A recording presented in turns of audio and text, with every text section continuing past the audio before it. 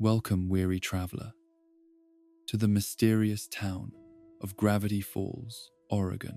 Tonight, we'll explore the complete hidden history of this peculiar place, from its ancient beginnings to the final confrontation between light and darkness.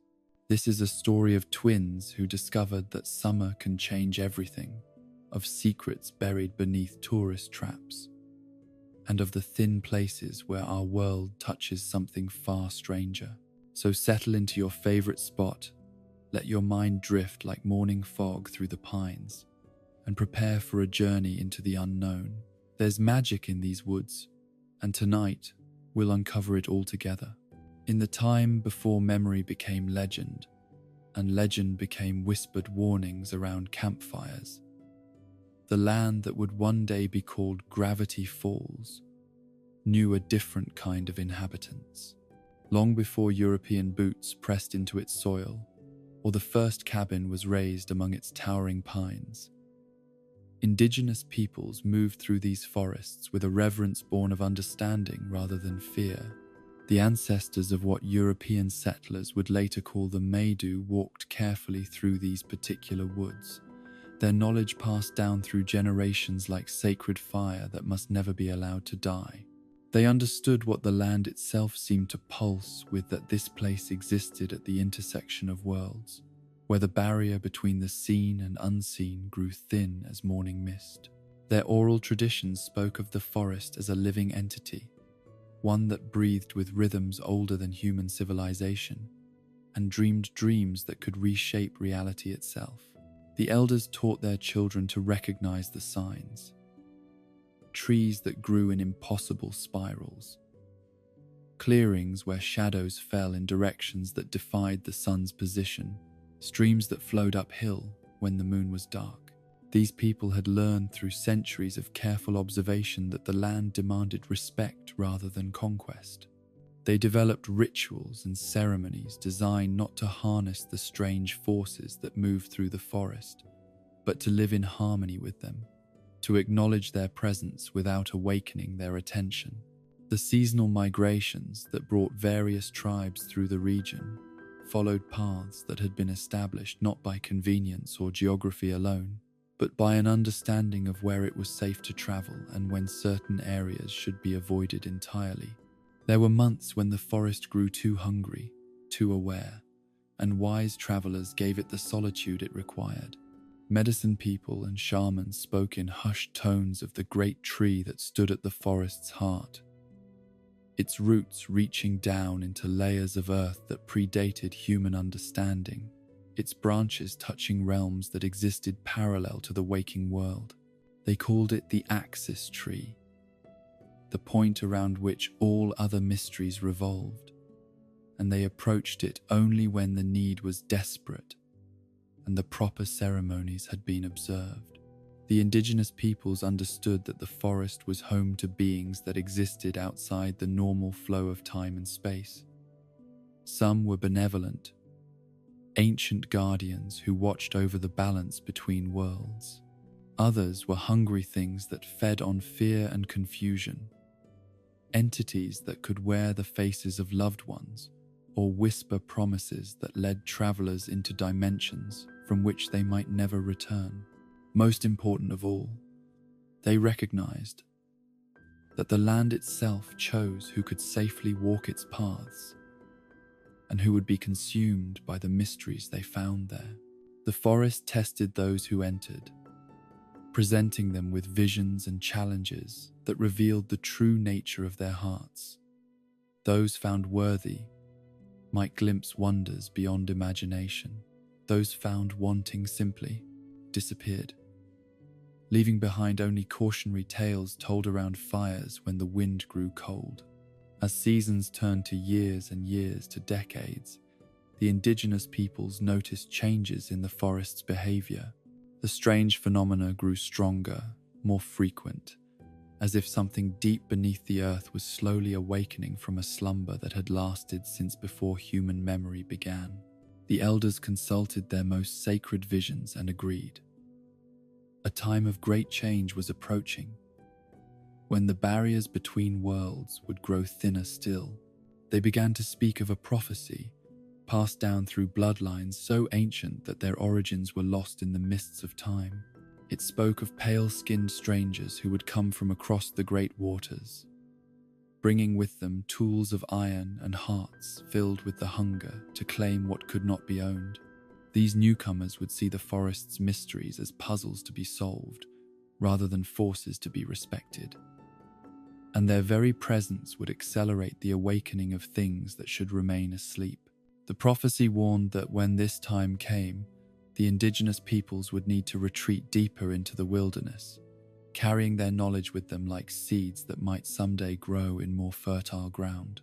They would become guardians of memory, keepers of warnings that future generations might desperately need but likely would not heed until it was almost too late. And so, as the first European explorers began to appear in the Oregon Territory in the early 1800s, the indigenous peoples watched from hidden places among the trees, their presence becoming as elusive as the morning mist. They left behind only traces of their long habitation, stone circles arranged in patterns that hurt the eyes to follow, pictographs painted on cliff faces with pigments that seemed to shift color depending on the angle of observation, and warning totems carved from woods that did not grow in any earthly forest. These remnants served as boundary markers for those who knew how to read them, signs that proclaimed certain areas too dangerous for human settlement. But to the European eyes that would soon survey the land for timber rights and mineral claims, they appeared to be nothing more than primitive decorations, curiosities to be noted in journals, and then ignored in favor of more practical concerns. The first official European expedition to document the region that would become Gravity Falls was led by a man named Nathaniel Northwest, whose name would become synonymous with both the town's founding and its darkest secrets. Northwest was a frontiersman of the type that the expanding American nation seemed to produce in abundance, bold to the point of recklessness, driven by visions of wealth and status, and utterly convinced that any obstacle could be overcome through sufficient application of determination and gunpowder. Northwest's expedition party consisted of 12 men, including surveyors, trappers, and a botanist whose job was to catalogue any plants that might prove commercially valuable. They entered the forest in the late summer of 1841, following Indian trails that seemed to wind through the landscape in patterns that made no geographical sense but somehow felt right to follow. The expedition's journal, one of the few documents from this period to survive intact, records increasingly strange observations as the party penetrated deeper into the forest. Trees grew in spirals that seemed to follow mathematical principles no European university had yet discovered. Streams flowed in directions that defied topographical logic. Wildlife exhibited behaviors that suggested intelligence far beyond what naturalists considered possible. Most disturbing of all were the nights, when the forest around their camp seemed to come alive with sounds that belonged to no earthly creature. The men reported voices calling to them from the darkness, speaking in languages they did not recognize but somehow understood. They wrote of shadows that moved independently of any light source and of dreams so vivid that upon waking, they could not be certain they had ever truly been asleep. 3 members of the expedition simply vanished between the camp they made on their 7th night and the dawn of their 8th day. Their bedrolls remained undisturbed, their personal effects untouched, but the men themselves had simply ceased to exist. Northwest ordered the remaining party to continue deeper into the forest, claiming that their missing companions had simply deserted and would find their own way back to civilization. It was on their 11th day in the forest that Northwest's party discovered the clearing that would eventually become the heart of Gravity Falls. The space was perfectly circular, surrounded by trees that grew in such uniform height and spacing that they seemed to have been cultivated rather than naturally occurring. At the center of the clearing stood a massive pine tree, its trunk so wide that it would have taken 20 men holding hands to encircle it, its canopy reaching so high that its crown was lost in mist even on the clearest days. The botanist in Northwest's party, a man named Edmund Howell, became obsessed with cataloguing the plant life in and around the clearing. His journal entries from this period reveal a growing fascination with species that seem to exist nowhere else on Earth. Plants whose very existence challenged everything he understood about botany and natural selection. Howell wrote of flowers that bloomed only in moonlight and closed their petals at the first touch of sun, of vines that grew in mathematical spirals and seemed to move when observed from the corners of one's eyes, of mushrooms that glowed with their own inner light and whispered secrets in languages that predated human speech. But it was the great tree at the clearing center that truly captured Howell's attention. Its bark was smooth as glass and seemed to shift color depending on the time of day and the observer's angle of approach. When touched, the tree felt warm, as if heated from within by some internal fire.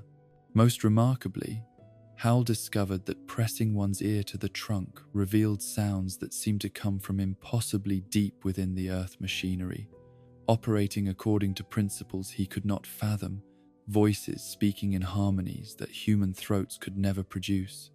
Northwest himself was less interested in botanical mysteries than in practical concerns of territorial expansion and resource exploitation. He saw the clearing as the perfect location for a permanent settlement, with its natural boundaries providing both defense and areas for expansion. The massive central tree could be felled to provide timber for construction, while the surrounding forest offered seemingly unlimited resources for any colony brave enough to claim them. The expedition established a temporary camp in the clearing while Northwest and his surveyors mapped the surrounding area and planned their future township. It was during this period that the men began to experience the phenomena that would later give the town its name, objects falling upward instead of down, compasses spinning wildly without any magnetic interference, and gravity itself seeming to operate according to rules that differed from location to location within the forest. Northwest, being a practical man, saw these anomalies as obstacles to be overcome rather than wonders to be studied. He ordered his men to document the locations where these effects were strongest, so that future development could avoid them. He failed to understand that the anomalies were not random occurrences, but symptoms of something far larger and more complex awakening beneath the earth. The expedition's final weeks in the forest were marked by increasingly disturbing incidents. Men reported seeing doubles of themselves walking through the woods, identical in every detail except for subtle wrongnesses, reversed clothing, backward speech, eyes that reflected light like those of nocturnal predators. The camp's surveying equipment began to malfunction in ways that suggested the instruments were recording dimensions that should not exist in normal space. Most troubling of all was the behavior of the great tree at the clearing's center.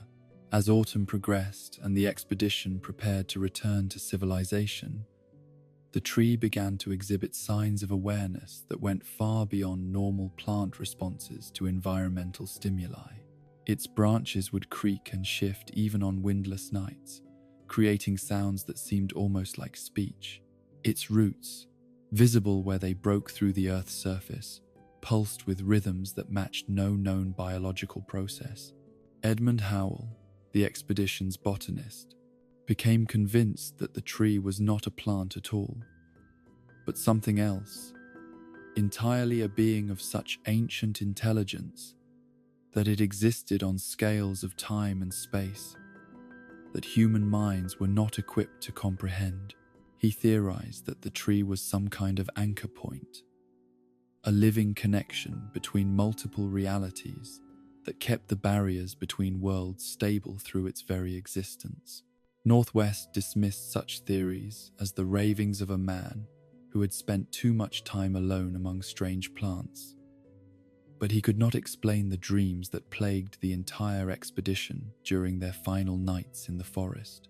Every member of the party reported the same vision standing in the clearing at midnight, while the great tree's branches reached toward a sky filled with stars, arranged in patterns that belonged to no earthly constellation, listening to voices that spoke of cycles ending and beginning, of sleepers awakening and guardians failing.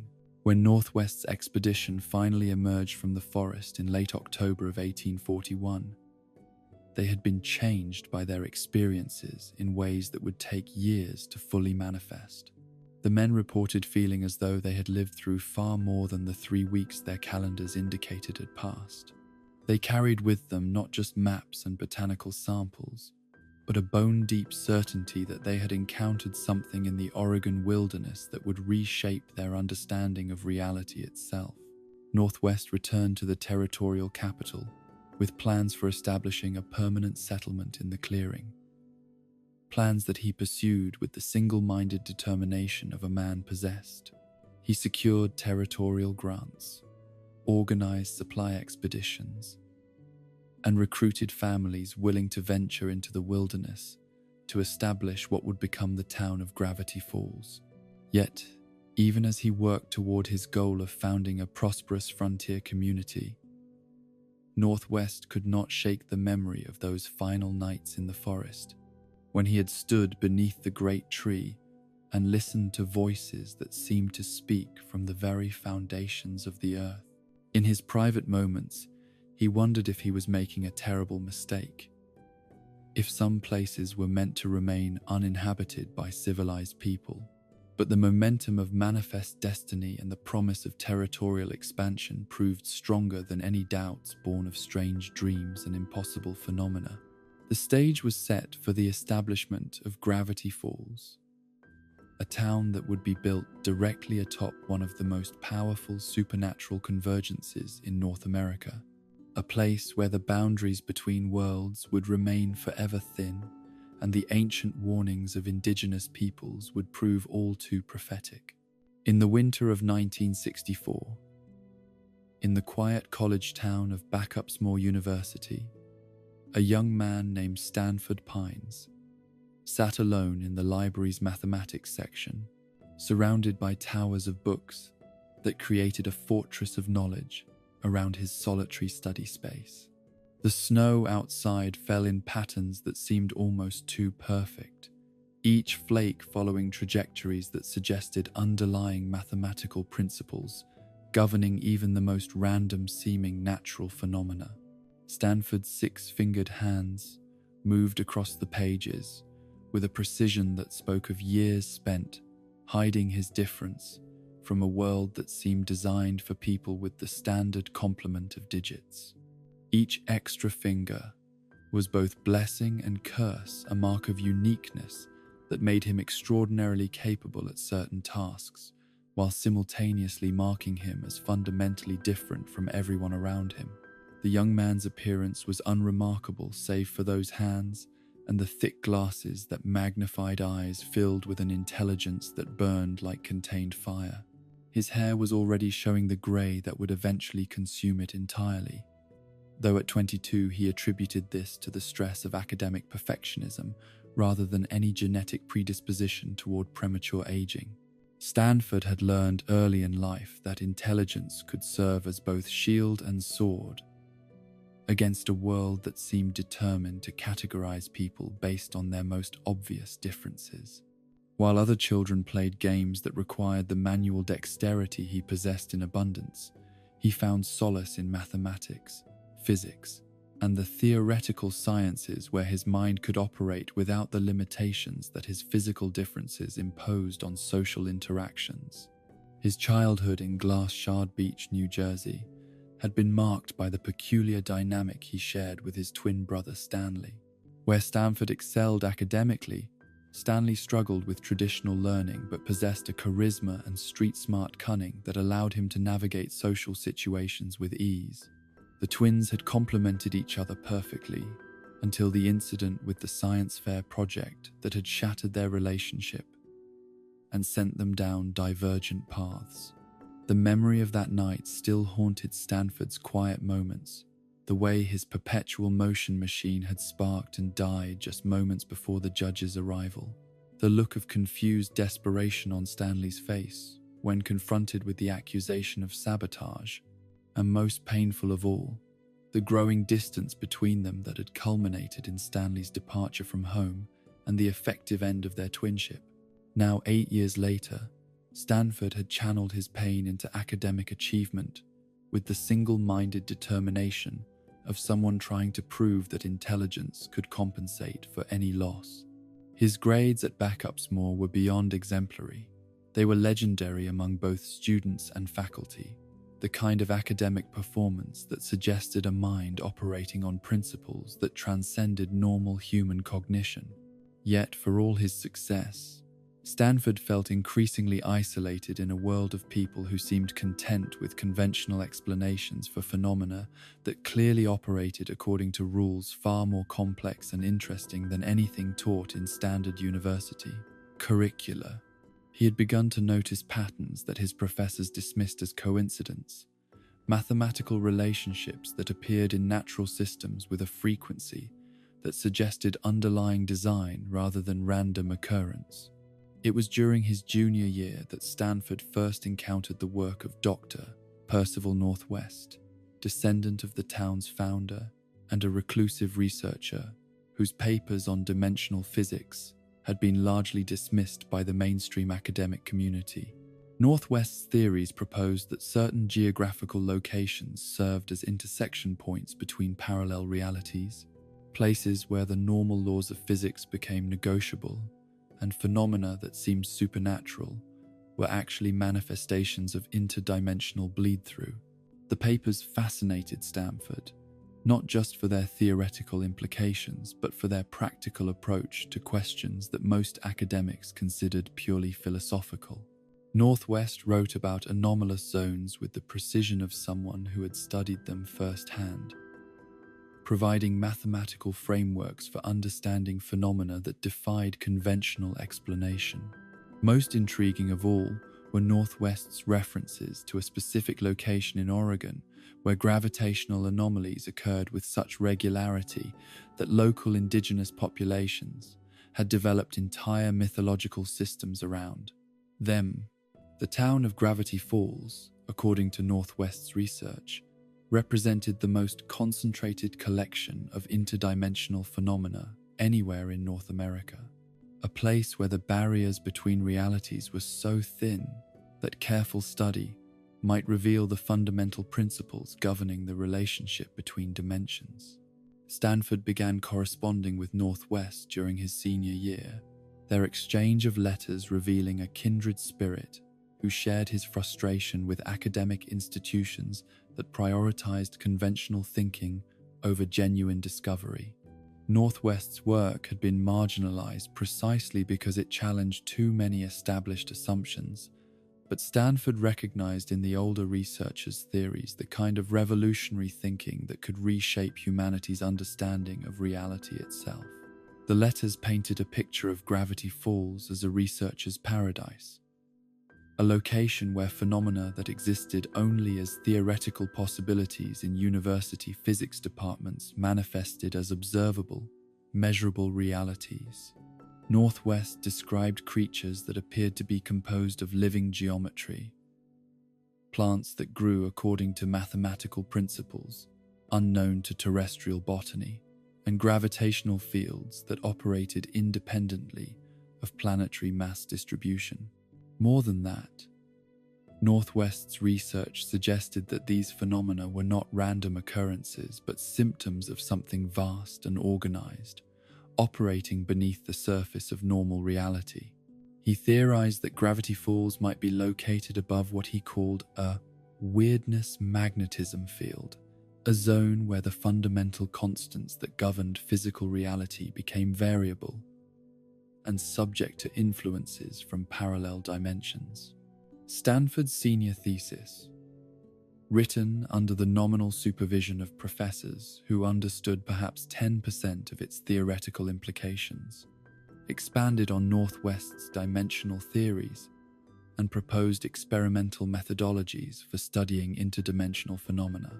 The paper was brilliant enough to earn him summa cum laude honors, while being simultaneously incomprehensible enough that his committee approved it largely because they assumed their failure to understand it was a reflection of their own limitations rather than problems with the work itself. During the spring of 1968, as Stanford prepared to graduate with degrees in both theoretical physics and mathematics, he received a letter from Northwest that would change the trajectory of his entire life. The older researcher was preparing to retire from active fieldwork, his decades of study in Gravity Falls having revealed dangers that he was no longer young enough to safely navigate. He needed a successor, someone with the intelligence to continue his research and the courage to face phenomena that had driven lesser minds to madness. The offer came with a government research grant that would fund Stanford's work for an initial period of 5 years, along with access to Northwest's private research notes and the temporary use of a laboratory facility that had been constructed specifically for the study of anomalous phenomena. Most tempting of all was the promise of complete intellectual freedom, no academic committees to satisfy, no publishers to please, no need to conform his discoveries to the expectations of peers who lacked the vision to understand what he might uncover. Stanford's acceptance letter was written the same day he received Northwest's offer. The prospect of leaving behind the suffocating environment of academic institutions and venturing into a realm where impossible things happened on a daily basis felt like awakening from a dream he hadn't realized he was having. For the first time since childhood, he felt the excitement of approaching a mystery that might actually be large enough to contain his curiosity. The transition from university life to independent research proved more challenging than Stanford had anticipated. Gravity Falls in 1968 was even smaller and more isolated than Northwest's letters had suggested, a town where newcomers were regarded with the kind of suspicion that comes from generations of keeping secrets too dangerous to share with outsiders.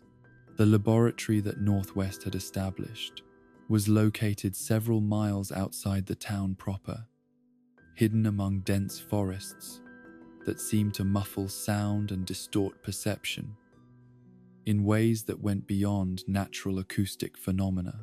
The building itself was a marvel of practical engineering, constructed with materials and according to principles that suggested someone had learned through hard experience what kinds of stresses interdimensional research could place on conventional architecture. Northwest's private research notes, when Stanford finally gained access to them, revealed decades of meticulous observation and documentation that painted a picture of Gravity Falls as a place where the impossible was simply another category of natural phenomenon waiting to be studied and understood. The older researcher had catalogued hundreds of distinct anomalies, from relatively mundane gravitational distortions to creatures that appeared to exist in more than 3 dimensions simultaneously. Most valuable of all were Northwest's detailed warnings about the psychological effects of prolonged exposure to interdimensional phenomena. He wrote extensively about the tendency for researchers to become so focused on their discoveries that they lost sight of normal human concerns, gradually isolating themselves from conventional society until they existed in a realm bounded entirely by their obsessions. Stanford dismissed these warnings as the overly cautious perspective of someone who had grown conservative with age. At 24, he felt himself to be at the perfect intersection of youthful energy and mature intelligence, old enough to understand the significance of what he might discover, but young enough to adapt to whatever challenges those discoveries might present. His first months in Gravity Falls were devoted to replicating Northwest's basic observations and familiarizing himself with the laboratory equipment. The instruments were unlike anything taught in university physics courses, devices that seemed to operate on principles that belonged more to theoretical speculation than practical application. some measured dimensional displacement in units that had been invented specifically for quantifying phenomena that existed nowhere else on Earth. Stanford's early journal entries from this period reveal a mind working at the absolute peak of its capabilities, processing observations and forming hypotheses at a rate that suggested he had finally found an environment intellectually stimulating enough to fully engage his extraordinary intelligence. He wrote of plants that grew in mathematical spirals, of rocks that fell upward instead of down, and of areas where time itself seemed to flow at different rates depending on one's position relative to certain geographical landmarks. Most significantly, he began to develop what he called his unified field theory of weirdness, a mathematical framework that attempted to explain all of Gravity Falls' anomalous phenomena as expressions of a single underlying principle. His theory proposed that the town was located at the intersection of multiple dimensional planes, creating a zone where the physical laws governing each reality became blended and negotiable. The theory was elegant, comprehensive, and completely unprovable, using conventional scientific methodologies. Stanford realized that validating his hypotheses would require developing entirely new forms of measurement and observation, techniques that could quantify phenomena that existed outside normal space-time relationships. It was during his second year in Gravity Falls that Stanford made the decision to expand his research beyond mere observation and into active experimentation. Northwest's warnings about the dangers of such work seemed increasingly overcautious as Stanford's understanding of local phenomena deepened. He began to believe that the older researcher had simply lacked the theoretical framework necessary to safely manipulate the forces he had discovered. Stanford's first major breakthrough came through his analysis of what he initially termed probability distortion fields, areas where random events occurred with frequencies that defied statistical explanation. He discovered that these fields could be mapped and measured, their boundaries defined with mathematical precision. And most importantly, their effects could be temporarily amplified or diminished through the application of specific electromagnetic frequencies. The discovery suggested that Gravity Falls anomalies were not immutable laws of alien physics, but manifestations of forces that could be studied, understood, and potentially controlled. Stanford began to envision applications that could revolutionize human understanding of reality itself.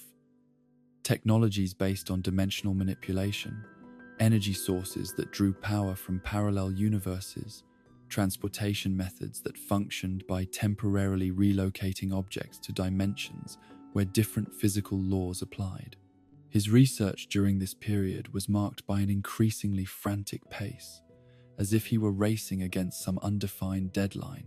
Stanford's journal entries describe working 18-hour days, sleeping in the laboratory more often than in his rented room in town, and experiencing a level of intellectual excitement that bordered on mania. He began to notice patterns in the anomalous phenomena that suggested they were not random manifestations but expressions of some vast intelligence operating according to principles that existed on scales of time and space far beyond normal human comprehension. The mathematical relationships he discovered in the town's weirdness patterns were too complex and too purposeful to be coincidental, implying that Gravity Falls' strangeness was somehow intentional, designed by an intelligence that used physics itself as a medium for communication. This realization led Stanford to one of the most significant decisions of his research career, the choice to attempt direct communication with whatever intelligence seemed to be orchestrating the town's anomalous phenomena.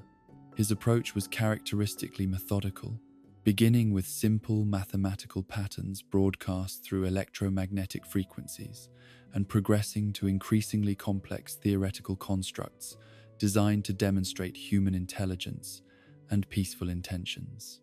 The response, when it finally came, exceeded Stanford's wildest expectations and simultaneously confirmed his growing suspicion that his research in gravity falls was approaching discoveries that would fundamentally alter humanity's place in the cosmic order. The intelligence that answered his communications was ancient beyond measure, vast beyond comprehension, and interested in establishing a relationship with the young human researcher who had proven capable of recognizing its existence. The entity introduced itself through dreams that felt more real than waking life, visions that filled Stanford's sleeping mind with mathematical concepts so advanced that his conscious intellect could barely retain their outline upon awakening. It spoke of itself as a being from a realm where thought and reality were indistinguishable, where consciousness itself served as the fundamental building block of existence. Stanford's first direct encounter with what would later reveal itself to be Bill's cipher occurred on a night when the aurora borealis appeared above Oregon, an impossibility that should have warned him that normal rules were no longer in effect. He had been working late in the laboratory, analyzing electromagnetic readings that suggested massive dimensional displacement activity, when his instruments began registering energy patterns that defied every theoretical framework he had developed. The laboratory filled with light that seemed to come from everywhere and nowhere, illuminating familiar objects in ways that revealed geometries hidden within their normal three-dimensional forms.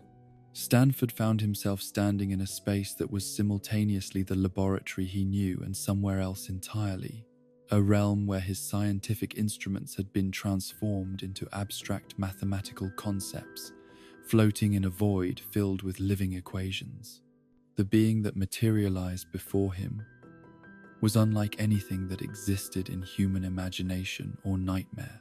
Bill's cipher appeared as a golden triangle adorned with a single eye, but these simple geometric forms contained depths that suggested infinite complexity, folded into dimensions that human perception could barely process. When he spoke, his voice came from everywhere at once, a sound that bypassed the ears entirely and resonated directly within Stanford's consciousness. Bill's initial communications were seductive in their appeal to Stanford's deepest intellectual desires. The entity spoke of realities where the limitations of three-dimensional existence had been transcended, of civilizations that had learned to manipulate the fundamental forces of creation itself, and of knowledge that could elevate human consciousness to levels that made current scientific understanding seem as primitive as stone tools. Most temptingly of all, Bill offered Stanford partnership rather than mere tutorship. The entity claimed to recognize in the young researcher a mind capable of comprehending truths that had driven lesser intellects to madness, someone whose unique combination of intelligence and ambition made him an ideal collaborator in projects that would reshape the very foundations of reality. Stanford's rational mind recognized that he was dealing with forces far beyond his current understanding, but his curiosity and intellectual pride proved stronger than his caution. The opportunity to work alongside an intelligence that possessed knowledge accumulated across cosmic ages was too valuable to refuse, regardless of whatever risks might be involved. The partnership that developed between Stanford and Bill Cipher during those early months was intoxicating in its intellectual intensity. Bill would visit Stanford's dreams with lessons that compressed centuries of theoretical development into single nighttime sessions, teaching him mathematical principles that allowed for the manipulation of dimensional barriers and the temporary suspension of physical laws. Under Bill's guidance, Stanford began to understand that his research in gravity falls was merely the first step toward discoveries that would make him the most important scientist in human history. The entity spoke of machines that could open permanent doorways between dimensions, technologies that would allow Earth's inhabitants to explore realities where impossible became commonplace and the limitations of mortal existence could be permanently transcended. Stanford's journal entries from this period reveal a man drunk on possibilities that seemed to justify any sacrifice. He wrote of working on projects that existed at the cutting edge of theoretical possibility, developing technologies that functioned according to principles so advanced that he could barely comprehend their implications, even as he built them, according to Bill's precise specifications. The isolation that had once troubled Stanford now seemed like a necessary condition for work too important and too dangerous to be observed by minds that lacked the vision to understand its significance. He began to see himself as a pioneer of human consciousness, someone whose discoveries would eventually lift his entire species to new levels of existence, but who must first traverse territories of knowledge too perilous for any but the most exceptional intellects to safely navigate.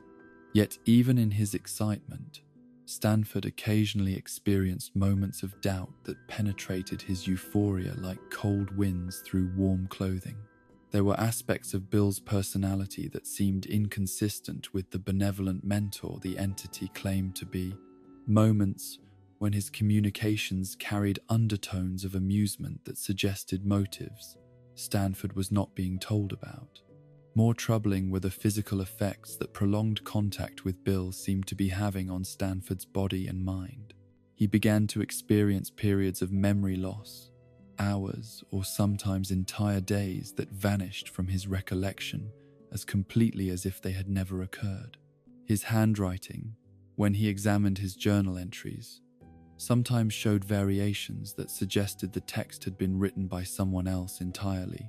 Most disturbing of all were the occasions when Stanford would regain consciousness in locations far from where he remembered being, sometimes outdoors in the forest surrounding his laboratory, sometimes in parts of the building he rarely visited, always with the feeling that important work had been accomplished during the missing time, but no clear memory of what that work might have been. These incidents should have served as warnings that his partnership with Bill was developing along lines far different from what he had originally envisioned. But Stanford's intellectual pride and his hunger for the knowledge Bill continued to provide proved stronger than his growing unease, leading him deeper into a collaboration that would eventually threaten not only his own sanity, but the safety of the entire dimension he called home. The partnership between Stanford Pines and Bill Cipher began with the intoxicating promise of knowledge beyond human comprehension, a collaboration that seemed to offer everything Stanford had ever dreamed of achieving in his scientific career. In the early months of their association, Bill appeared in Stanford's dreams as a benevolent teacher whose lessons opened doorways to understanding that made conventional physics seem as primitive as cave paintings scratched on stone walls by flickering firelight. Bill's initial gifts to Stanford were theoretical frameworks that elegantly explained phenomena the young researcher had been struggling to categorize and understand. The entity provided mathematical equations that described dimensional displacement with the same precision that Newton's laws described gravitational attraction, formulas that could predict and quantify the probability distortions that occurred throughout gravity falls with scientific rigor that satisfied Stanford's need for empirical validation. Under Bill's tutelage, Stanford began to perceive the town's anomalies, not as random occurrences, but as symptoms of a vast, interdimensional ecosystem where multiple realities intersected and influenced each other according to principles that could be mapped, measured, and eventually manipulated. The revelation transformed his research from passive observation to active experimentation, opening possibilities that made his previous work seem cautious and unimaginative by comparison. The entity's teaching methods were unlike anything Stanford had experienced in his formal education. Rather than presenting information in linear progression from simple concepts to complex applications, Bill seemed to download entire theoretical frameworks directly into Stanford's sleeping mind, allowing him to wake with complete understanding of principles that should have taken years of study to comprehend. These dream lessons felt more real than waking life, taking place in spaces that existed outside normal dimensional constraints, where abstract mathematical concepts could be manipulated like physical objects.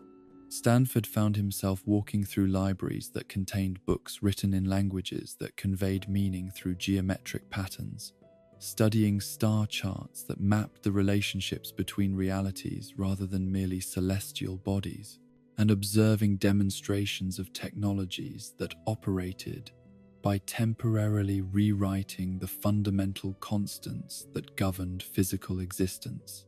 Bill's explanations of his own nature and origins were seductive in their appeal to Stanford's intellectual curiosity, while remaining vague enough to prevent the young researcher from forming too clear a picture of his mysterious mentor's true motivations. The entity described himself as a being from a dimension where consciousness had evolved beyond the limitations of physical form, where thought itself served as the primary medium of existence and reality, responded directly to properly focused mental intention. According to Bill's accounts, his home dimension had long ago transcended the primitive stage of development where beings remained trapped within individual physical bodies, advancing to a state of existence where consciousness could move freely between forms and realities. The entity spoke of civilizations that had learned to reshape entire universes through pure mental effort, of beings who had become living expressions of mathematical principles rather than mere biological entities constrained by the accidents of evolutionary development. Most appealingly to Stanford's ambitious nature, Bill suggested that Earth's human civilization was approaching a critical evolutionary threshold, a point where the barriers between dimensions would become thin enough to allow for permanent contact with more advanced realities. The entity implied that Stanford's research in gravity falls was not merely scientific investigation, but preparation for humanity's graduation to a higher level of existence, work that would ultimately benefit the entire species. The prospect of playing such a crucial role in human evolution was intoxicating to someone whose childhood had been marked by feelings of isolation and difference. Bill's partnership offered Stanford not only the intellectual stimulation he craved, but also the promise of historical significance, the opportunity to become the bridge between humanity's current limitations and its unlimited potential future. Yet even as Stanford reveled in the theoretical knowledge Bill provided, he remained a practical scientist who required empirical validation of even the most elegant theories. The entity seemed to understand this need, gradually introducing Stanford to experimental techniques that would allow him to test interdimensional principles under controlled laboratory conditions. Bill's first practical suggestion was the construction of what he termed a dimensional viewing device, an instrument that would allow Stanford to observe parallel realities without the risk of accidentally traveling to them. The device's design combined conventional electromagnetic components with exotic materials that Bill claimed could only be found in areas where dimensional barriers had been naturally weakened by prolonged exposure to interdimensional forces. The construction process required Stanford to venture deeper into the forests surrounding gravity falls than his previous research had taken him, following Bill's precise directions to locations where rare minerals and strange crystalline formations could be harvested. These expeditions revealed aspects of the local anomalous zone that Stanford's earlier work had only hinted at, pockets of space where the normal flow of time became negotiable, and areas where gravity operated according to principles that belonged to no earthly physics textbook. The materials Bill directed him to collect were unlike anything Stanford had encountered in conventional mineralogy or materials science. Some appeared to be ordinary rocks until touched, at which point they revealed internal structures that existed in more than 3 dimensions simultaneously. Others seemed to shift between different states of matter, depending on the observer's angle of approach, sometimes appearing as crystalline solids, sometimes as flowing liquids that nonetheless maintained perfect geometric forms. Most mysterious of all were the components Bill described as concentrated possibility, substances that appeared to be physical matter, but behaved according to quantum principles normally associated with subatomic particles. These materials existed in multiple states simultaneously until observed, at which point they would collapse into whatever form the observer expected to see, suggesting that consciousness itself played a fundamental role in determining their physical properties. The dimensional viewing device that resulted from Stanford's careful assembly of these exotic components was a marvel of interdimensional engineering that operated according to principles that challenged every assumption about the relationship between technology and physics. The instrument resembled a telescope crossed with a kaleidoscope, its primary lens constructed from materials that seemed to bend light in directions that did not exist in normal three-dimensional space. When Stanford first activated the device, according to Bill's detailed instructions, the experience exceeded even his elevated expectations. The viewer revealed not just parallel versions of his familiar laboratory, but an infinite array of realities where different physical laws had produced universes of breathtaking strangeness and beauty. He observed dimensions where mathematics had evolved into living beings that communicated through geometric transformations, realities where color itself served as the fundamental building block of matter, and universes where time flowed in multiple directions simultaneously, creating landscapes that changed their past as observers moved through their present. Most fascinating of all were the alternate versions of Earth that the device revealed, worlds where human civilization had developed along radically different trajectories. Stanford watched alternate versions of himself pursuing research in realities where scientific development had proceeded according to different principles, some working with technologies that made his own experiments seem primitive, others struggling with limitations that his own dimension had long since transcended. The viewing sessions became an obsession that consumed increasingly large portions of Stanford's time and attention. Each observation revealed new mysteries that demanded further investigation, patterns that suggested underlying principles governing the relationship between dimensions that were far more complex and purposeful than he had initially suspected. Bill encouraged this obsession, visiting Stanford's dreams with interpretations and explanations that deepened the young researcher's understanding, while simultaneously raising new questions that could only be answered through more intensive study. The entity began to speak of the dimensional viewing device as merely the first step toward far more ambitious projects, technologies that would allow for actual travel between realities rather than mere observation. The prospect of interdimensional travel opened theoretical possibilities that made Stanford's previous research goals seem modest by comparison. He began to envision expeditions to realities where the fundamental constants of physics had been optimized for scientific research, dimensions where the limitations that constrained earthly experimentation simply did not exist. More ambitiously, Bill suggested the possibility of establishing permanent contact between Stanford's reality and dimensions where more advanced civilizations could serve as teachers and guides for humanity's development.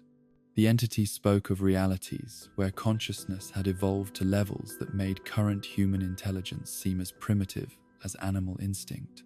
Civilizations that had solved problems Stanford could barely conceptualize and developed technologies that operated by manipulating the basic structure of existence itself. It was during this period of expanding possibilities and growing ambition that Stanford first encountered Fiddleford McGucket, the brilliant young engineer who would become both his closest collaborator and, eventually, the victim of his increasingly dangerous obsessions.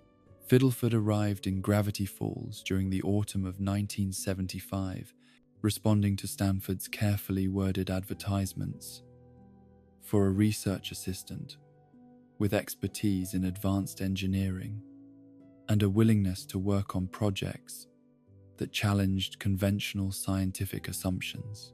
The young man's academic credentials were impeccable degrees from prestigious engineering schools, publications in respected journals, and recommendations from professors who praised both his technical abilities and his innovative thinking.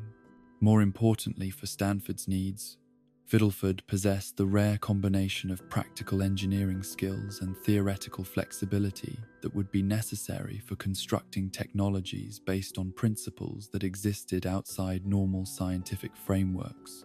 The young engineer's portfolio included designs for mechanical systems that operated according to non-linear principles, computing devices that used unconventional logic structures, and manufacturing techniques that could produce components with tolerances measured in fractions that existed primarily as theoretical constructs.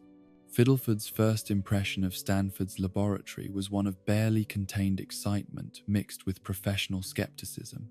The facility contained instruments and devices that operated according to principles he had never encountered in conventional engineering curricula, technologies that seemed to function successfully despite violating numerous assumptions about the relationship between design and performance. Stanford's explanations of his research goals were carefully calibrated to appeal to Fiddleford's engineering instincts while avoiding details that might seem too fantastical for immediate acceptance. He spoke of developing technologies for studying unusual physical phenomena, of creating instruments capable of measuring forces and energies that conventional science had not yet learned to quantify.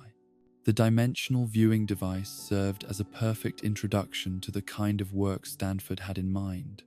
Its design was complex enough to showcase the theoretical challenges involved while being comprehensible enough that Fiddleford could understand and appreciate the engineering principles that made it function. When Stanford first demonstrated the device's capabilities, Fiddleford's reaction was everything the older researcher had hoped for. Initial disbelief, giving way to fascination, as the implications of what he was observing began to penetrate his engineering-trained mind. The young man's questions revealed both the practical mindset that would make him invaluable for future projects and the intellectual flexibility necessary for working with technologies that operated outside conventional limitations. Fiddleford's integration into Stanford's research proved seamless in ways that suggested their partnership had been destined rather than merely convenient. The young engineer's practical skills perfectly complemented Stanford's theoretical knowledge, creating a collaboration where abstract principles could be rapidly translated into functional technologies. More than that, Fiddleford's presence provided Stanford with something he had not realized he was missing: intellectual companionship with someone who could appreciate the significance of his work while offering perspectives that his own obsessive focus sometimes prevented him from seeing. The long hours of isolation that had characterized his early years in Gravity Falls gave way to animated discussions and collaborative problem-solving sessions that reminded Stanford why he had originally chosen scientific research as his life's work. Under Bill's continued guidance, the partnership between Stanford and Fiddleford began to tackle increasingly ambitious projects. The entity's dream lessons expanded to include engineering principles that allowed for the construction of technologies that could not merely observe other dimensions, but begin to interact with them in controlled ways. Their first major collaborative project was the development of what Bill termed a dimensional stabilizer, a device that could create temporary but reliable doorways between closely related parallel realities. The stabilizer's design required innovations in materials, science, electromagnetic field manipulation, and quantum mechanics that pushed both researchers to the absolute limits of their respective expertise. The construction process revealed the true depth of Bill's knowledge and the precision of his guidance. Every component specification provided by the entity proved perfectly calibrated for its intended function. Every theoretical principle he suggested led to practical solutions for seemingly insurmountable engineering challenges. Yet, as their projects grew more sophisticated and their technologies more powerful, both Stanford and Fiddleford began to notice subtle changes in their own mental and physical condition that suggested their interdimensional research was having effects that extended far beyond their conscious awareness. Stanford's memory lapses, which he had initially attributed to the stress of intensive research, became more frequent and more complete. He would lose entire days, regaining consciousness in unfamiliar parts of his laboratory with evidence that complex work had been accomplished but no recollection of performing it. More disturbing were the occasions when Stanford would discover journal entries written in his own handwriting that described experiments and observations he had no memory of conducting. The entries were detailed and scientifically rigorous, but they documented research into areas that he was certain he had never explored, using methodologies that seemed both brilliant and unnervingly reckless. Fiddleford experienced his own version of these anomalous episodes, though his engineering-trained mind interpreted them as symptoms of overwork and excessive exposure to electromagnetic fields, rather than signs of something more fundamentally wrong with their research direction. He began to develop headaches that seemed to originate from inside his skull, accompanied by brief moments of disorientation where familiar objects and locations would seem alien and threatening. Both researchers attributed these symptoms to the inevitable costs of pioneering work that operated at the cutting edge of scientific possibility. Bill's explanations, delivered through Stanford's dreams, suggested that their experiences were normal adaptations to prolonged contact with interdimensional forces, temporary adjustments that would stabilize as their consciousness adapted to expanded awareness of multidimensional reality. The entity's reassurances were persuasive enough to overcome the researchers' growing unease, particularly when balanced against the extraordinary results their collaboration was producing. By the spring of 1976, Stanford and Fiddleford had successfully constructed and tested technologies that exceeded every theoretical prediction Bill had provided, devices that could manipulate dimensional barriers with precision that suggested their work was approaching practical applications that could revolutionize human understanding of reality itself. It was during this period of mounting success and expanding possibilities that Bill introduced the concept that would ultimately transform their research from ambitious science into something far more dangerous. The entity began to speak of constructing not merely devices that could observe or briefly interact with other dimensions, but a permanent portal that could allow for regular travel between realities. The interdimensional portal that Bill described would be the culmination of everything Stanford and Fiddleford had learned, a machine that could create stable, controllable doorways between their reality and dimensions where the limitations that constrained human development could be permanently transcended. The entity spoke of realities where aging had been eliminated, where consciousness could exist independently of physical form, where the very concepts of scarcity and limitation had been rendered obsolete through advanced understanding of dimensional manipulation.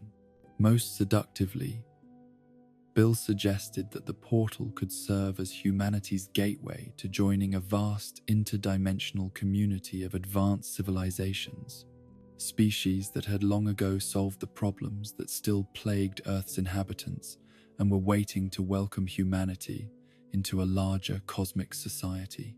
The portal project would require resources and expertise that exceeded everything Stanford and Fiddleford had accomplished to that point, but Bill's guidance made even the most daunting technical challenges seem surmountable. The entity provided detailed specifications for components that would need to be constructed using materials harvested from the deepest anomalous zones, engineering principles that could create stable doorways through the fundamental structure of reality itself. Stanford's excitement at the prospect of constructing such a device was matched only by Fiddleford's growing unease at the scale and implications of what they were contemplating. The young engineer's practical instincts warned him that they were approaching territories of knowledge and capability that might be too dangerous for minds that had evolved within the limitations of single-dimensional existence. Yet the momentum of their partnership and the promise of discoveries that could transform human civilization proved stronger than Fiddleford's reservations, leading both researchers deeper into a project that would ultimately threaten not only their own sanity but the safety of the entire reality they called home.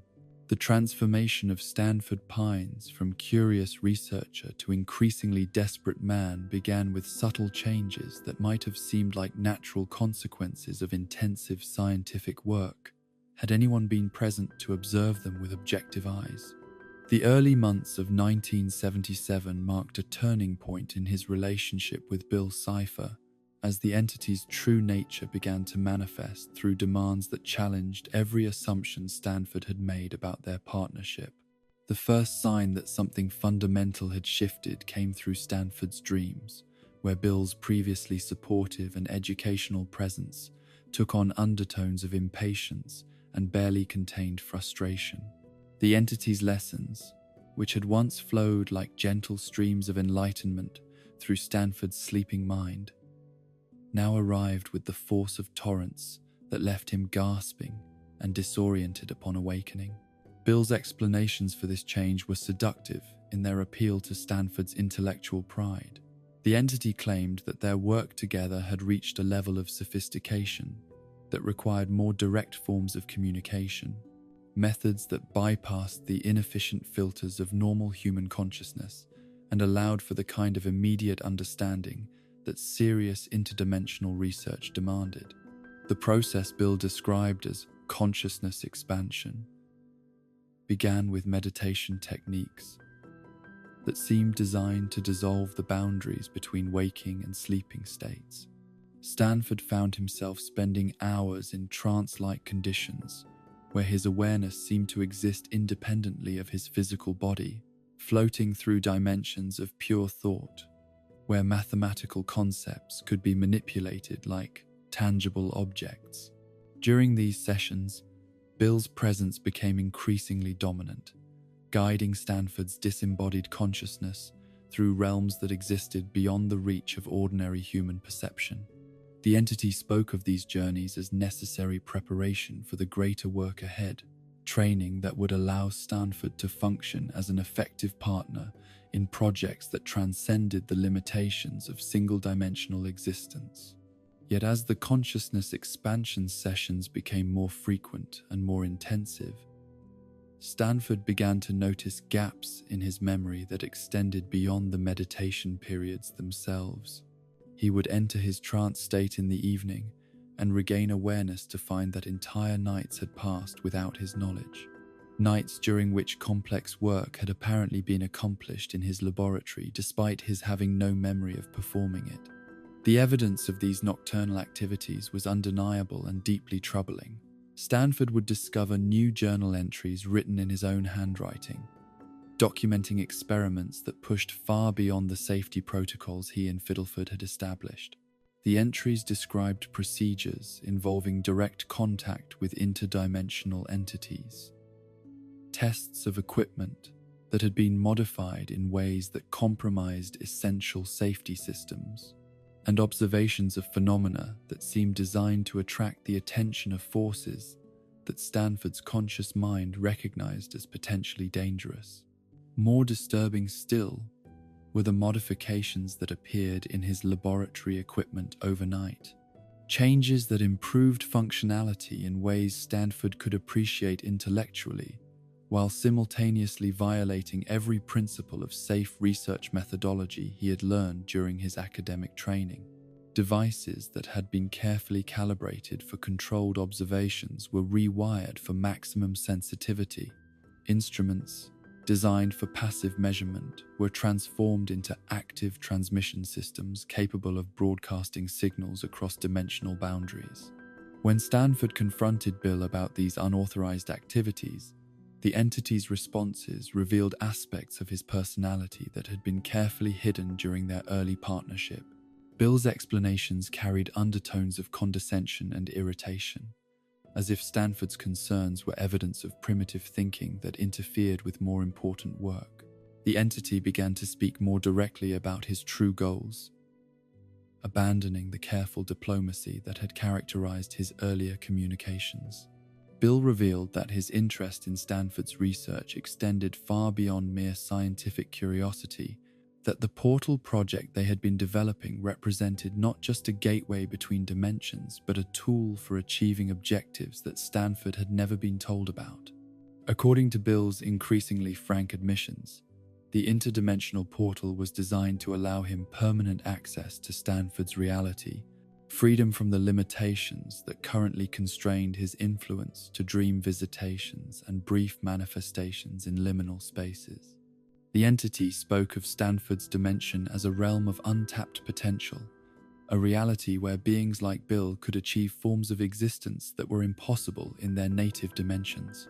The revelation that he had been manipulated into constructing what amounted to an invasion route for an interdimensional entity should have ended Stanford's partnership with Bill immediately. Yet the researcher's intellectual pride and his growing dependence on the knowledge Bill provided created a psychological trap that proved impossible to escape through rational analysis alone. Bill's manipulation during this period was masterful in its appeal to Stanford's deepest insecurities and desires. The entity reminded him of his lifelong isolation, of the years he had spent feeling like an outsider among people who could never understand the true scope of his capabilities. Bill offered not just knowledge, but belonging, partnership with an intelligence that truly appreciated Stanford's gifts and could provide the recognition that human society had always denied him. More insidiously, Bill began to suggest that Stanford's concerns about the portal's implications were evidence of the kind of limited thinking that had always held him back from achieving his full potential.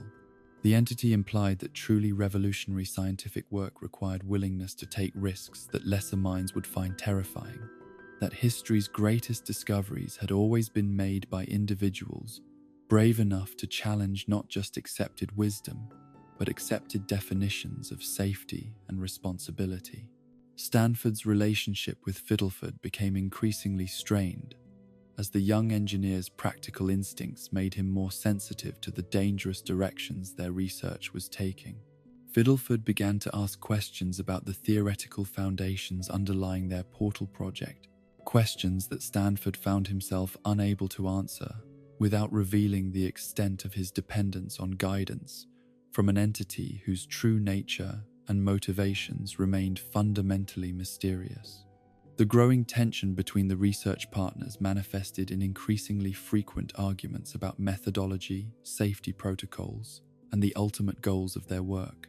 Fiddleford's engineering training made him naturally cautious about systems that operated according to principles he could not fully understand, while Stanford's desperation to complete the portal project made him impatient with what he saw as unnecessary delays and excessive caution.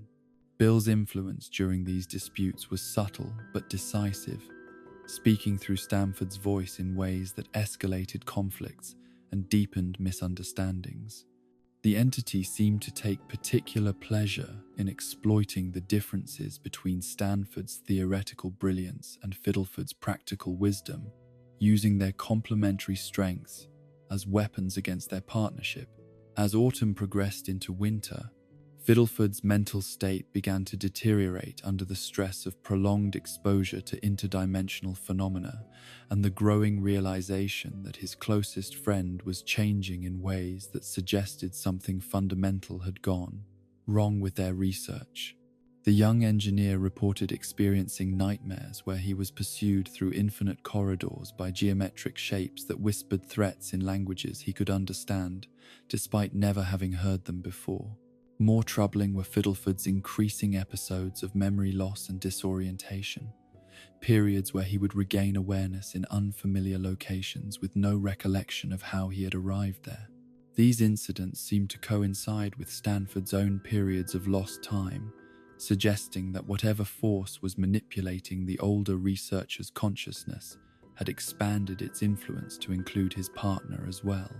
The breaking point came during a particularly intensive portal test in late January of 1978, when Fiddleford inadvertently made direct contact with an interdimensional entity that had been attracted by their experimental transmissions.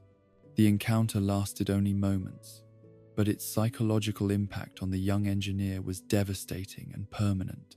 Fiddleford emerged from the experience fundamentally changed, his brilliant mind fractured by exposure to forms of knowledge that human consciousness was not equipped to process intact.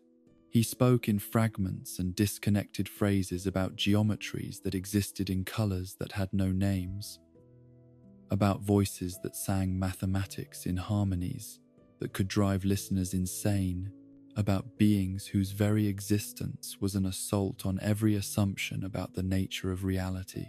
Stanford's reaction to his friend's breakdown revealed how completely Bill's influence had corrupted his priorities and his compassion.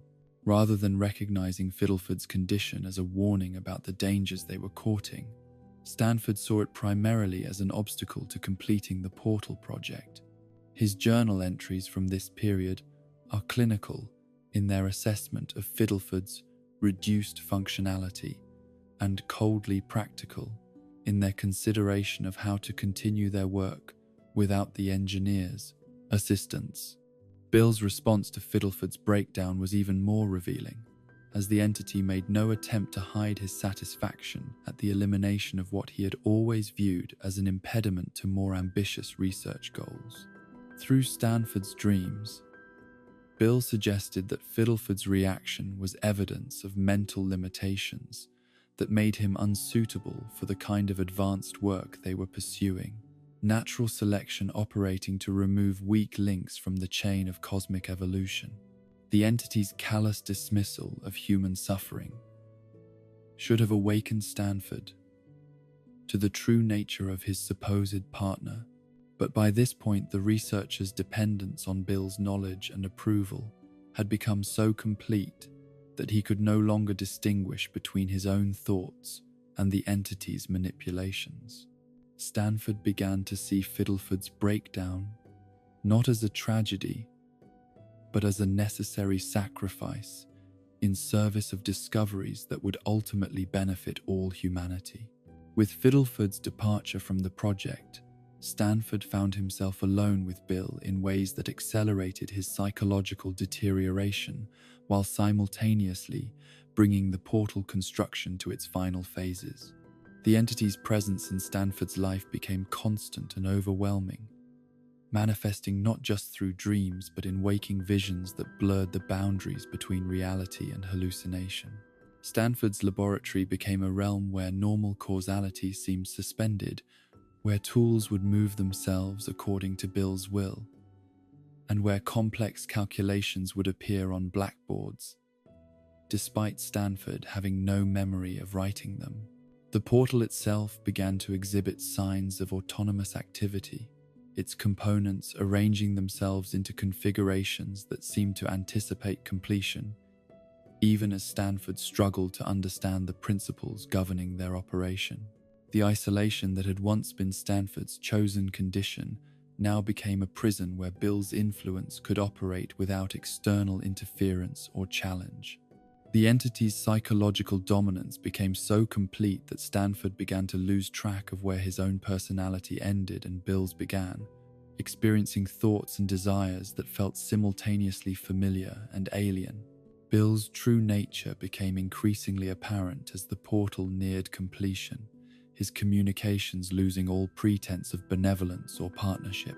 The entity spoke with growing excitement about the chaos he would unleash once he gained permanent access to Stanford's dimension, describing plans that involved the complete subjugation of human consciousness and the transformation of Earth into a playground for interdimensional predators.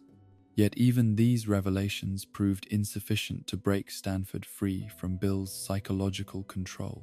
The researcher's identity had become so intertwined with the portal project that abandoning it felt like psychological suicide, the destruction of everything that had given his life meaning and purpose during the years since his arrival in Gravity Falls.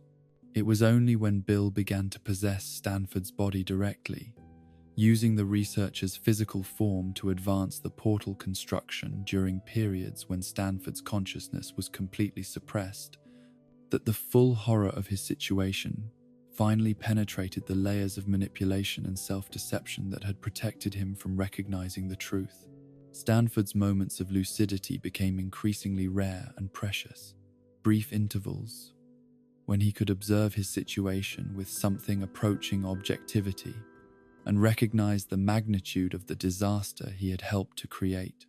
During these periods, he understood that the portal represented not just a gateway between dimensions, but a weapon that could be used to destroy everything he had once claimed to value.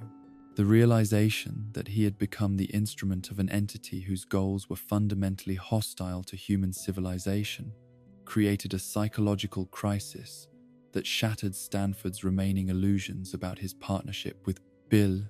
The knowledge that his greatest scientific achievement would serve as the means for humanity's enslavement was more than his ego could bear, forcing him to confront the possibility that his entire adult life had been built on delusions of grandeur and intellectual superiority.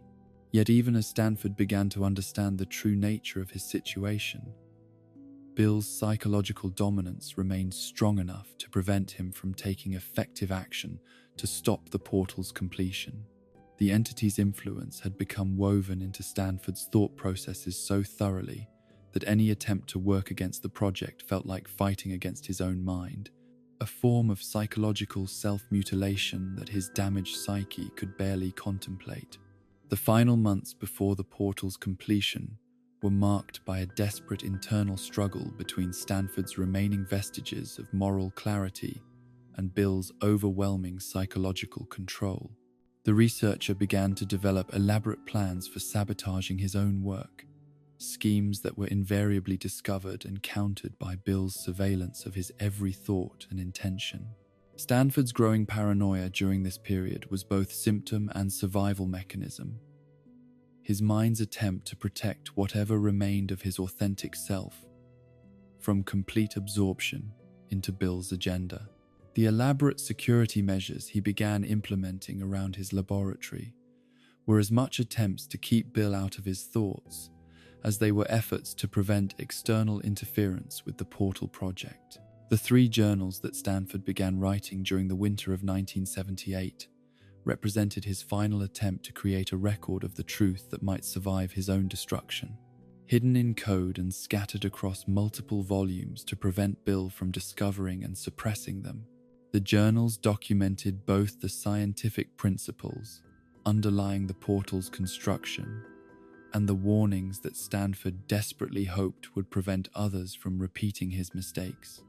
As the portal approached completion, and Bill's excitement grew to levels that threatened Stanford's remaining sanity, the researcher made the most difficult decision of his life to reach out to the one person who might be able to help him, despite the years of silence and resentment that had divided them since their childhood. The letter Stanford wrote to his twin brother Stanley in late 1978 was both plea for help and confession of failure, an admission that the intellectual pride that had driven him to Gravity Falls had ultimately led him to the brink of becoming humanity's destroyer rather than its savior. The letter that arrived at Stanley Pines's motel room in Columbia in late December of 1978 was the first communication he had received from his twin brother in more than 10 years, and its contents suggested that the brilliant Stanford he remembered from their childhood had either descended into madness or stumbled upon secrets that threatened everything he held dear. The hastily scrawled message spoke of betrayal and danger in terms so vague yet urgent that Stanley found himself booking passage back to the United States despite having no clear understanding of what crisis awaited him. Stanley's journey back to Oregon was marked by the same mixture of resentment and concern that had characterized his feelings about Stanford since their bitter separation following the science fair incident that had destroyed both their futures. The years since leaving home had taught Stanley that survival required adaptability rather than brilliance, street smarts rather than academic achievement, and the kind of practical cunning that could turn disadvantage into opportunity through sheer force of will. His arrival in Gravity Falls during the early hours of a February morning in 1979 revealed a town that seemed to exist in perpetual twilight, its streets empty, and its buildings shrouded in mist that carried undertones of something far more mysterious than ordinary weather patterns. The directions Stanford had provided led Stanley deep into forests that felt alive with watchful intelligence, along paths that seemed designed to discourage casual exploration by anyone lacking urgent business in their depths. Stanford's laboratory, when Stanley finally located it among the towering pines, was both exactly what he had expected from his brilliant brother and utterly unlike anything he could have imagined. The building's exterior suggested conventional research facility, but the electromagnetic distortions that surrounded it made Stanley's skin crawl with sensations that belonged to no normal scientific environment. The reunion between the twins was explosive in its immediate intensity and devastating in its revelation of how completely Stanford's personality had been altered by his years of isolation and obsessive research. The man who greeted Stanley at the laboratory door bore only superficial resemblance to the brother he remembered. His appearance ravaged by paranoia and sleeplessness, his brilliant mind fractured by exposure to forces that had pushed him far beyond the boundaries of normal human experience. Stanford's explanation of the crisis that had prompted his desperate summons was delivered in fragments and disconnected theories that painted a picture of scientific achievement corrupted into existential threat. He spoke of interdimensional entities and reality-threatening portals in terms that would have seemed like science fiction fantasy, were it not for the tangible evidence of impossible technologies that filled his laboratory and the genuine terror that radiated from every gesture and expression. The portal itself dominated the laboratory's main chamber, like a technological cathedral dedicated to principles that human engineering had never been designed to accommodate. Its construction represented decades of work that had pushed the boundaries of materials, science, electromagnetic theory, and dimensional physics into territories that belonged more to advanced alien civilizations than to anything achievable through earthly research and development. Stanley's first glimpse of the completed portal was both awe-inspiring and deeply unsettling, a machine that seemed to exist partially outside normal space-time relationships, while simultaneously representing the pinnacle of human technological achievement. The device's very presence in the laboratory created distortions in local reality that made conventional physics seem like primitive superstition, effects that Stanley could observe directly, despite lacking any scientific training that might have prepared him to understand their implications. Stanford's attempts to explain the portal's function and the dangers it represented were hampered by his deteriorated mental state and the complexity of concepts that had taken him years to fully comprehend. He spoke of entities that existed beyond the boundaries of normal dimensional space, beings whose goals were fundamentally incompatible with human survival, and whose access to Earth would represent the end of everything terrestrial civilization had ever achieved.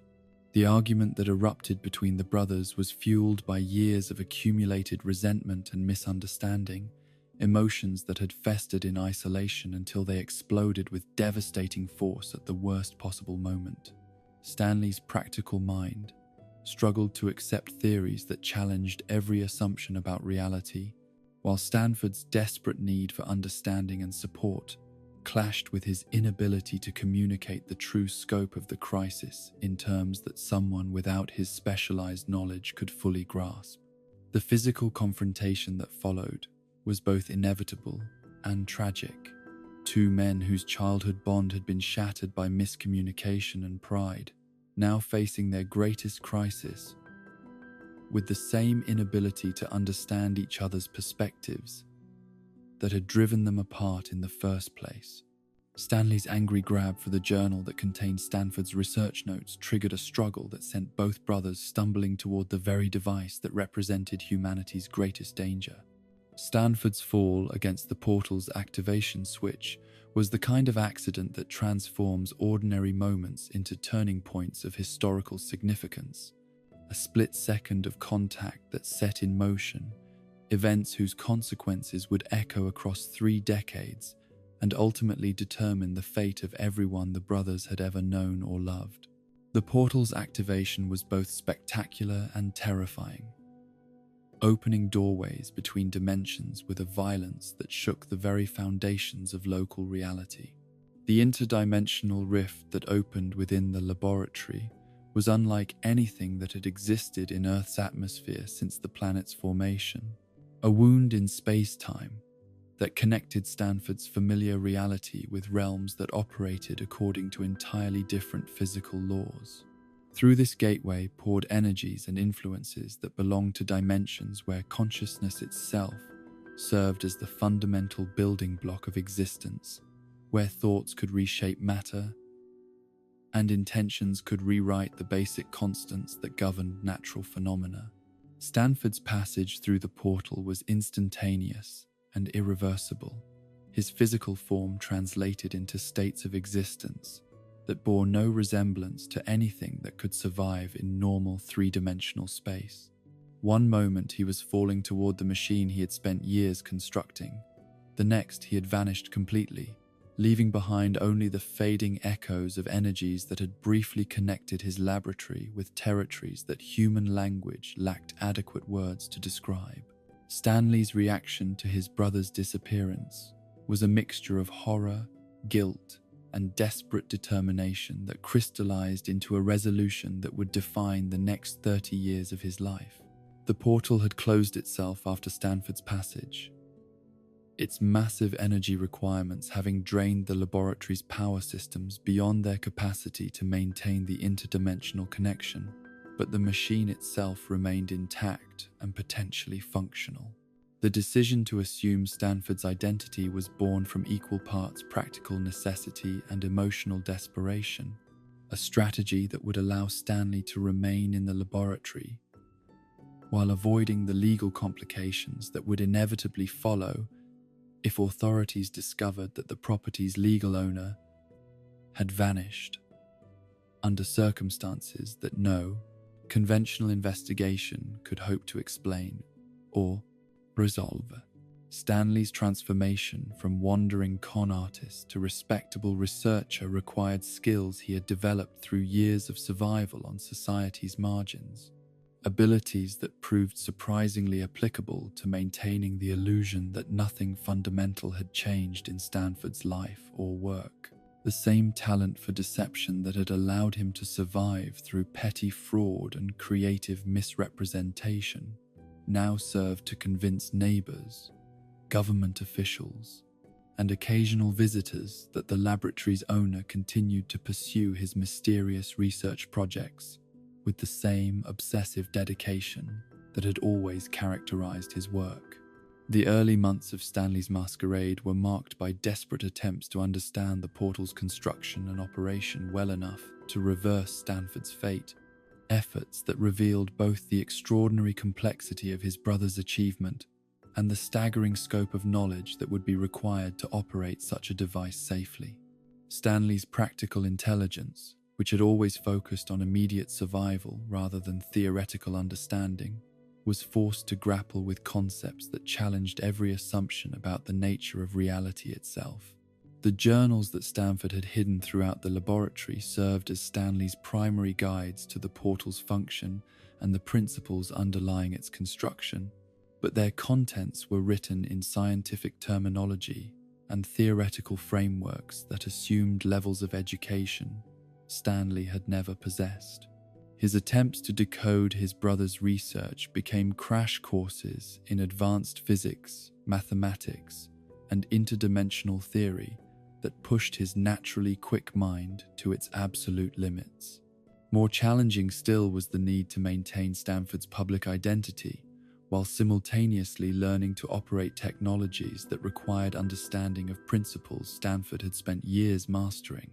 Stanley's impersonation had to be convincing enough to satisfy occasional visitors, while avoiding the kind of detailed scientific discussions that would immediately reveal his lack of genuine expertise in the fields where Stanford had been recognized as a leading authority. The solution Stanley developed was to cultivate an image of increasing reclusiveness and eccentricity, characteristics that would explain any changes in behavior while discouraging the kind of social interactions that might expose his deception. Stanford had already been known as something of a hermit whose research kept him isolated from normal social activities, making it relatively easy for Stanley to exaggerate these tendencies while claiming that his work had reached stages that required even greater privacy and concentration. The mystery shack that Stanley established as a cover for his portal research represented both practical necessity and psychological adaptation, a way of generating the income needed to fund his rescue efforts, while simultaneously creating the kind of deliberately ridiculous public facade that would discourage serious investigation into his activities. The tourist trap, filled with obvious fabrications and transparent hoaxes, served as perfect camouflage for someone whose real work involved technologies that would have been dismissed as impossible by anyone lacking direct experience with their effects. Stanley's natural talent for showmanship and his understanding of human psychology made him ideally suited for operating a business based on selling harmless deceptions to people who wanted to believe in mysteries without confronting genuinely dangerous truths. The Mystery Shack's exhibits of fake supernatural phenomena provided cover for the real supernatural phenomena that filled the laboratory basement, while its atmosphere of commercial exploitation discouraged the kind of serious researchers who might have recognized the significance of the area's genuine anomalies. The years that followed were marked by a grinding routine of learning and experimentation as Stanley struggled to master concepts that had required Stanford's genius-level intellect to originally develop, while simultaneously maintaining the illusion that nothing had changed in the laboratory's operations. Every breakthrough in understanding the portal's function was balanced by new discoveries about the complexity of interdimensional physics and the enormous risks involved in attempting to reopen connections between realities that operated according to incompatible physical laws. Stanley's isolation during this period was both self-imposed and necessary, as the dual demands of maintaining his masquerade and pursuing his rescue mission left little time or energy for normal human relationships. The few people who knew the laboratory's owner personally gradually drifted away as Stanford became increasingly unavailable for the social interactions that had never been numerous to begin with, while Stanley's own personality remained hidden beneath layers of deception that became more elaborate and more completely internalized with each passing year. The technical challenges Stanley faced in attempting to reactivate the portal safely were compounded by his lack of formal training in the sciences that governed the machine's operation. Where Stanford had approached the portal's construction through years of theoretical study and systematic experimentation, Stanley was forced to work backwards from a completed device whose principles he understood only partially, and whose safe operation required precision that left no margin for the kind of trial and error learning that had characterized most of his life experiences. The portal's energy requirements alone represented obstacles that pushed Stanley's resourcefulness to its limits, as the machine's operation required power levels that exceeded the capacity of conventional electrical systems by orders of magnitude that seemed to violate basic principles of energy conservation. Stanley's solutions involved jury-rigged power generation systems that combined legitimate electrical engineering with improvisational techniques that would have horrified any conventionally trained engineer, modifications that kept the portal functional while creating fire hazards and safety violations that transformed the laboratory into a death trap disguised as a research facility. More dangerous still were the dimensional instabilities that began to manifest around the laboratory as Stanley's experimental reactivation attempts created brief connections with realities whose physical laws were incompatible with normal three-dimensional existence. These episodes filled the surrounding forest with temporal distortions, gravitational anomalies, and probability fluctuations that attracted the attention of creatures and entities whose presence in normal reality represented threats to the fundamental stability of local space-time. Stanley's encounters with these interdimensional intrusions provided crash courses in the practical aspects of anomalous phenomena, education that supplemented his theoretical studies with first-hand experience of the dangers that Stanford's research had been designed to explore and potentially control.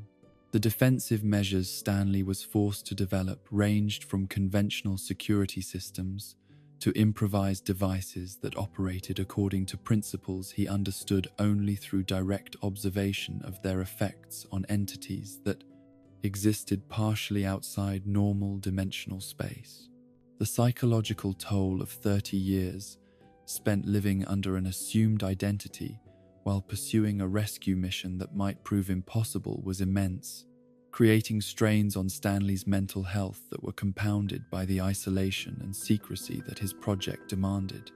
The man who had once thrived on human contact and social interaction found himself cut off from meaningful relationships by the demands of maintaining a deception that had become so complete that he sometimes struggled to remember where Stanford's identity ended and his own began.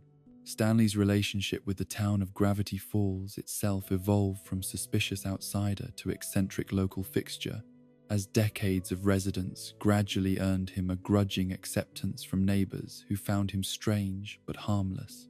The Mystery Shack's success as a tourist attraction provided him with a legitimate reason for remaining in the area while generating the income needed to fund his ongoing research. Though the effort required to maintain his public persona while pursuing his private mission created additional layers of psychological strain that accumulated over the years like sediment in a pond. The portal's gradual deterioration over the decades created mounting pressure as Stanley realized that his window of opportunity for rescuing Stanford was slowly closing, the machine's exotic components degrading under stresses they had never been designed to withstand for extended periods.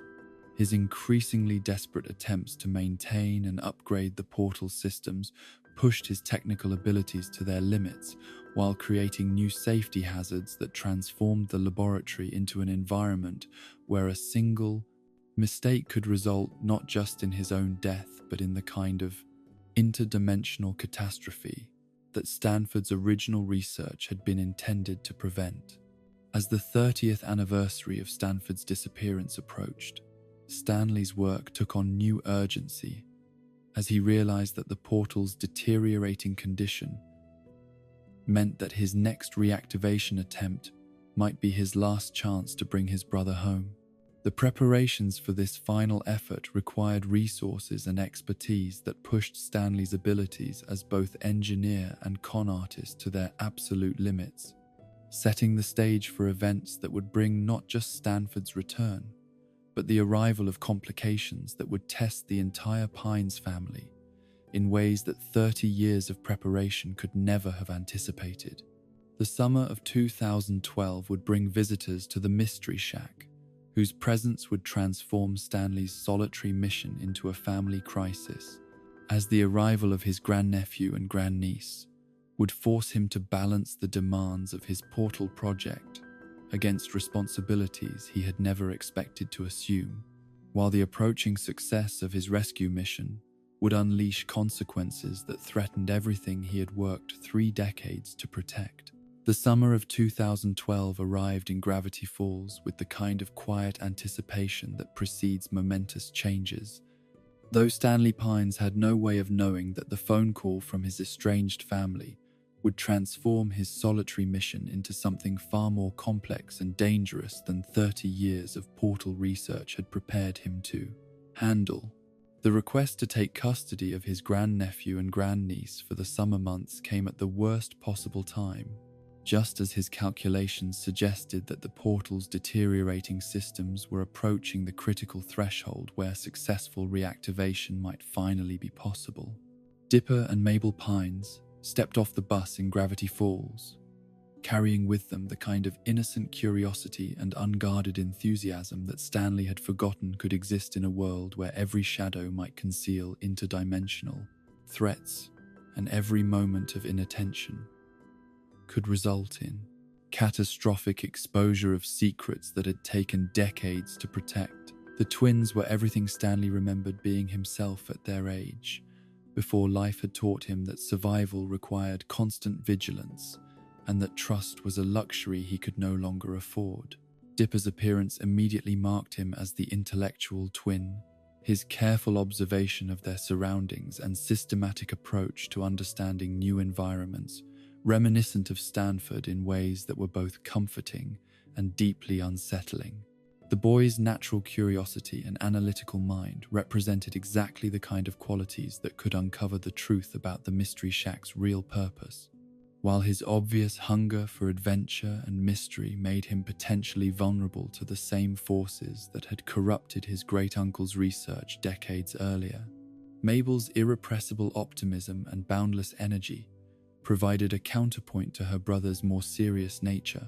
Her genuine enthusiasm for the tackiest aspects of the Mystery Shack's tourist attractions, creating the perfect cover for Stanley's need to maintain the building's image as nothing more than a harmless roadside attraction.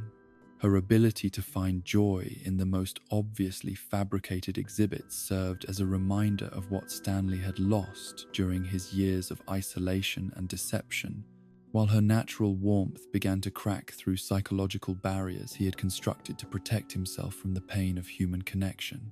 The early days of the twins' residency at the Mystery Shack established patterns that would define their summer experience, while simultaneously creating new challenges for Stanley's carefully maintained double life. Dipper's investigative instincts and Mabel's talent for social interaction combined to create a dynamic that brought both energy and complications to a household that had operated according to rigid routines designed to minimize the risk of discovery. Stanley's introduction of the twins to Wendy Corduroy and Jesus Suze Ramirez represented his first genuine attempts at normal social interaction in decades, relationships that forced him to remember how to function as Grunkle Stan, rather than the isolated researcher he had become. Wendy's laid-back attitude and practical intelligence made her an ideal buffer between Stanley and the twins' more intensive curiosity, while Seuss's loyal nature and unquestioning acceptance of the Mystery Shack's eccentricities provided additional security for the secrets hidden in the basement. The delicate balance Stanley had maintained for 30 years began to shift almost immediately as Dipper's exploration of the Mystery Shack's grounds led him into areas where the portal's influence had created subtle but detectable anomalies in local reality. The boy's discovery of Journal 3 in the forest was both the fulfillment of Stanley's greatest fears and the beginning of events that would ultimately make his rescue mission possible, though the cost of success would prove higher than he had ever imagined. Stanford's journal represented everything Stanley had spent decades trying to prevent scientific documentation of Gravity Falls' supernatural phenomena that could lead curious minds down the same path of obsession and danger that had consumed his brother. Yet Dipper's possession of the journal also provided Stanley with his first reliable intelligence about the portal's effects on the surrounding environment, information that proved crucial for understanding how his reactivation attempts were influencing local space-time stability. Dipper's initial encounters with the journal's documented creatures began with the relatively harmless gnomes whose territorial behavior around the forest had been one of Stanford's earliest observations, but the boy's natural courage and his desire to protect Mabel from supernatural threats quickly led him into confrontations with entities that posed genuine danger to anyone lacking proper preparation or protective equipment. The gnome encounter that marked Dipper's first real brush with Gravity Falls' hidden dangers also served as Stanley's introduction to his grandnephew's investigative abilities and his willingness to face unknown threats. In defense of his family, the boy's successful resolution of the gnome situation demonstrated both the courage that would make him a valuable ally and the recklessness that could lead him into the same trap of curiosity that had destroyed Stanford. Mabel's role in the gnome incident revealed her own hidden strengths, as her ability to see through superficial charm and her fierce loyalty to her brother proved crucial for escaping a situation that could have resulted in permanent separation from the human world. Her combination of trusting nature and protective instincts created a balance that complemented Dipper's analytical approach while providing emotional grounding that kept his investigations from becoming unhealthily obsessive. Stanley's response to learning about the twins' supernatural encounter was complicated by his need to maintain his public persona while simultaneously assessing the security implications of their exposure to genuine anomalous phenomena. His warnings about the dangers of exploring the forest were necessarily vague, as specific explanations would have required revealing knowledge that Stanford Pines the researcher might possess, but that Stan Pines the tourist trap operator should never have encountered. The pattern, established by the gnome, encountered Dipper discovering supernatural threats through journal research, the twins working together to overcome dangers, while Stanley remained unaware of the specific details, created a dynamic that allowed both Stanley's secret work and the twins' investigations to proceed without direct interference. Though the psychological strain of maintaining this separation grew more intense as the summer progressed, Dipper's growing obsession with the journal's mysteries paralleled Stanford's original descent into dangerous research in ways that Stanley found both familiar and terrifying.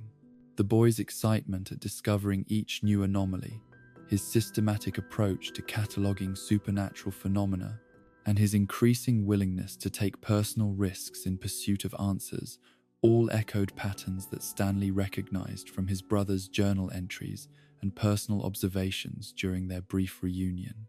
The lake monster incident that followed the gnome encounter introduced the twins to Gravity Falls' aquatic anomalies, while simultaneously demonstrating how the town's supernatural ecosystem operated according to principles that challenged conventional understanding of predator-prey, relationships, and territorial behavior. The creature's intelligence and its complex relationship with local ecology suggested the kind of systemic interconnection between anomalous phenomena that Stanford's research had begun to map before his disappearance. Mabel's approach to the lake monster situation revealed her capacity for empathy that extended beyond normal human relationships to include beings whose existence operated according to entirely different biological and psychological principles. Her ability to recognize the creature's loneliness and her willingness to address its emotional needs rather than simply treating it as a threat represented a form of problem-solving that Stanley had never encountered in Stanford's more analytical approach to supernatural phenomena. The Wax Museum episode that brought the twins into contact with animated figures created through unknown processes provided their first encounter with entities that existed in the gray area between natural and artificial life. The wax figures' pseudo-consciousness and their ability to maintain complex behaviors, despite lacking normal biological processes, suggested principles of animation that challenged basic assumptions about the relationship between matter and awareness. Stanley's personal connection to the wax figures, particularly his complex relationship with his own wax duplicate, added emotional weight to an encounter that might otherwise have been dismissed as simply another supernatural oddity. The destruction and restoration of Wax Stan served as a metaphor for Stanley's own relationship with his assumed identity, While the figure's final fate raised questions about the nature of artificial consciousness that resonated with his own struggles to maintain a personality that was simultaneously genuine and completely fabricated, the hand witch incident provided Dipper with his first direct experience of entities that operated according to principles of sympathetic magic, where physical objects could serve as conduits for supernatural influence across arbitrary distances. The witch's ability to manipulate Dipper's body through control of his severed hand introduced concepts of magical anatomy that existed outside conventional medical understanding, while demonstrating the kind of practical, supernatural threats that could affect anyone regardless of their level of preparation or knowledge. Mabel's role in resolving the hand witch situation showcased her talent for creative problem-solving under pressure, her ability to think outside conventional frameworks when faced with supernatural challenges.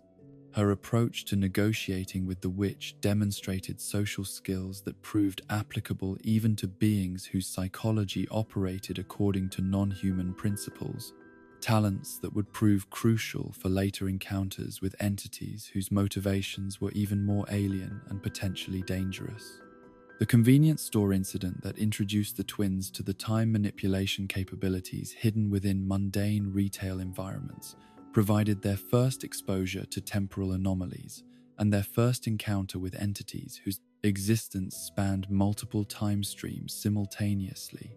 The Time Baby's authority over temporal mechanics and its bureaucratic approach to timeline management suggested forms of supernatural organization that existed parallel to normal reality while maintaining limited interaction with conventional temporal flow.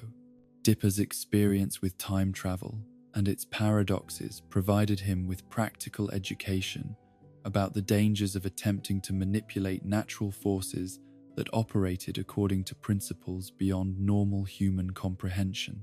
His mistakes during the temporal manipulation episode served as warnings about the kinds of unintended consequences that could result from using supernatural abilities without adequate understanding of their systemic implications. The arcade incident that brought the twins into contact with digital entities that existed at the intersection of technology and supernatural phenomena provided their first encounter with beings that challenged conventional distinctions between artificial and natural intelligence. The video game character's ability to maintain coherent personalities while existing entirely within electronic media suggested principles of consciousness that operated independently of biological substrates.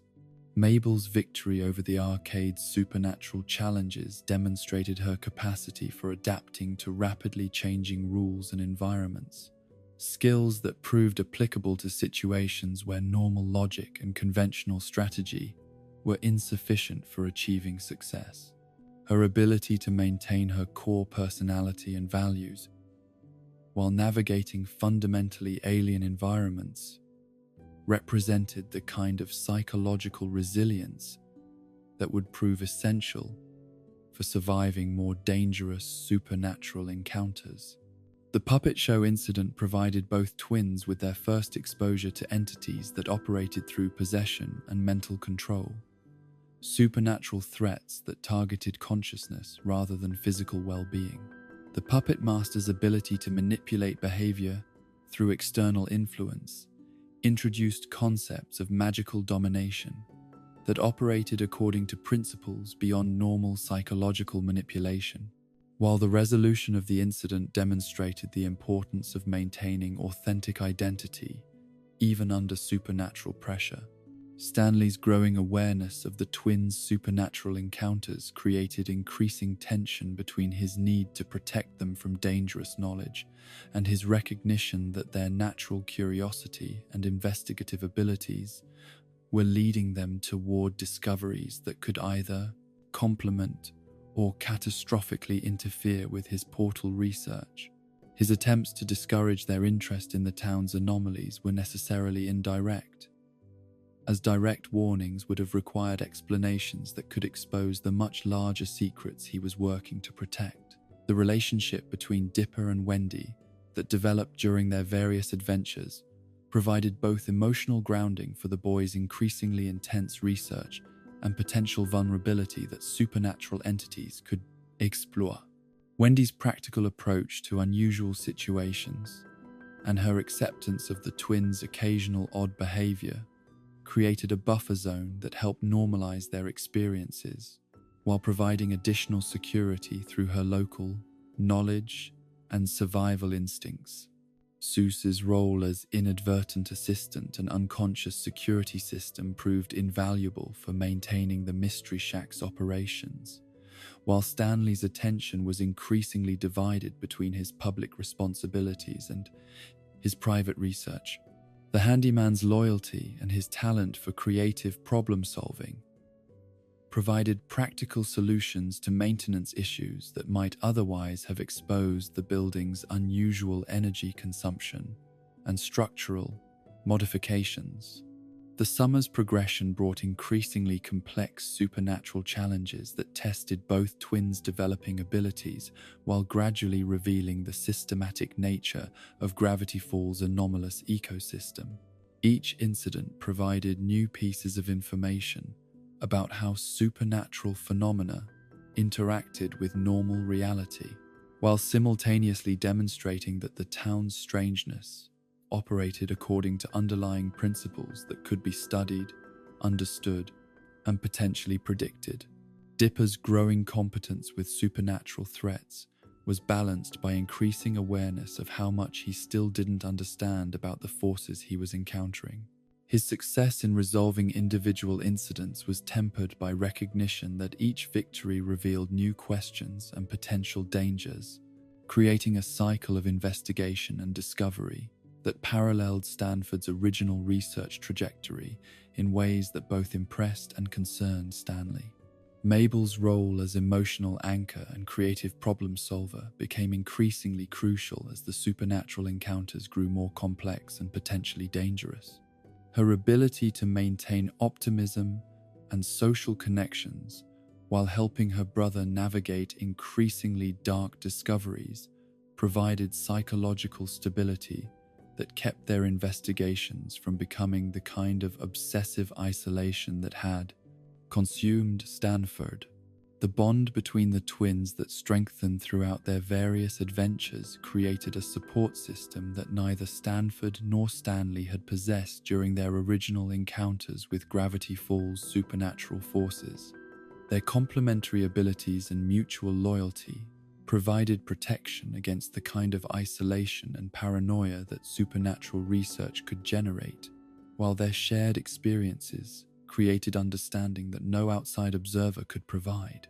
As summer progressed toward its climax, Stanley's portal research approached the critical threshold where successful reactivation might finally be possible, while the twins' investigations brought them closer to uncovering truths that could either support or catastrophically interfere with his rescue mission. The convergence of these parallel tracks of discovery created mounting tension that would ultimately force Stanley to choose between maintaining the secrecy that had protected his mission for 30 years and trusting his family with secrets that could endanger everything he had worked to achieve. The foundation had been laid for revelations that would transform the Mystery Shack from tourist trap to ground zero for an interdimensional crisis, while the relationships formed during the summer's adventures would provide the emotional and practical resources necessary for facing threats that exceeded anything the town had experienced since Stanford's original disappearance 30 years earlier. The discovery of the portal's existence came not through Dipper's systematic investigation or Mabel's intuitive leaps, but through the kind of accident that transforms carefully guarded secrets into family crises with the devastating efficiency of avalanches. Stanley's 30 years of meticulous deception unraveled in a single evening, when mechanical failures in the portal's aging systems created electromagnetic disturbances that penetrated the Mystery Shack's upper floors with effects that no amount of creative explanation could dismiss as normal tourist trap malfunctions. The twins' initial discovery of the laboratory's existence was filtered through their summer-long education in Gravity Falls' supernatural phenomena, their minds already adapted to processing impossible realities through frameworks that combined scientific curiosity with acceptance of forces that operated beyond conventional understanding. Yet, even their expanded conception of what might be possible was inadequate preparation for confronting technology that bridged dimensions and a family secret that stretched back 3 decades.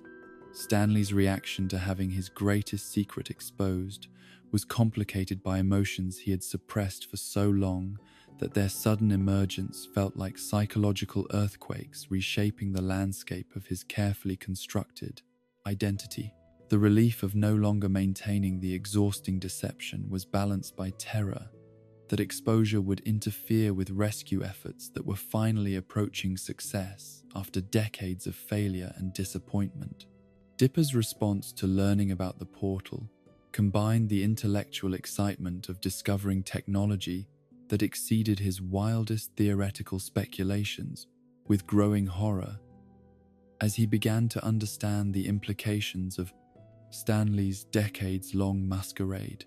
The boy's analytical mind immediately began connecting the portal's existence with various supernatural phenomena he had encountered throughout the summer, creating a framework for understanding Gravity Falls anomalies that was both more comprehensive and more terrifying than anything Journal 3 had prepared him to contemplate. Mabel's emotional reaction to the revelation was focused less on the portal's technological implications and more on the recognition that her beloved Grunkle Stan had been living a lie so complete and so prolonged that it called into question every interaction they had shared since their arrival. Her natural empathy allowed her to sense the pain that had driven Stanley to such elaborate deception, while her protective instincts made her fiercely determined to help him regardless of the personal cost. The explanation Stanley provided about Stanford's disappearance and the rescue mission that had consumed 30 years of his life was necessarily incomplete, as the full truth about Bill's cipher and the interdimensional threats that had driven his brother to desperation would have required exposing the twins to knowledge that could endanger their psychological well-being in ways that Stanley was desperate to prevent. The portrait Stanley painted of Stanford was carefully edited to emphasize his brother's scientific brilliance while downplaying the obsessive isolation and dangerous partnerships that had ultimately led to his downfall. Stanley presented the portal's original construction as the result of legitimate research rather than manipulation by malevolent entities, a version of events that preserved Stanford's heroic image while avoiding details that might inspire the twins to attempt their own contact with forces beyond normal dimensional boundaries. Dipper's questions about the portal's construction and operation revealed both his genuine desire to help and his dangerous tendency toward the same kind of obsessive curiosity that had originally doomed Stanford. The boy's immediate grasp of the portal's theoretical implications and his eagerness to assist with its operation demonstrated intellectual capabilities that reminded Stanley uncomfortably of his brother at the same age, before years of isolation and supernatural contact had warped his priorities and judgment. Mabel's focus on the emotional aspects of the situation provided crucial balance to Dipper's more technical approach. Her questions about Stanley's feelings and motivations during the 30 years of deception, creating opportunities for psychological healing that had been impossible during the decades of isolation. Her ability to see past the scientific complexities, to recognize the fundamental story of one brother's dedication to saving another provided emotional grounding that kept the situation from becoming purely academic.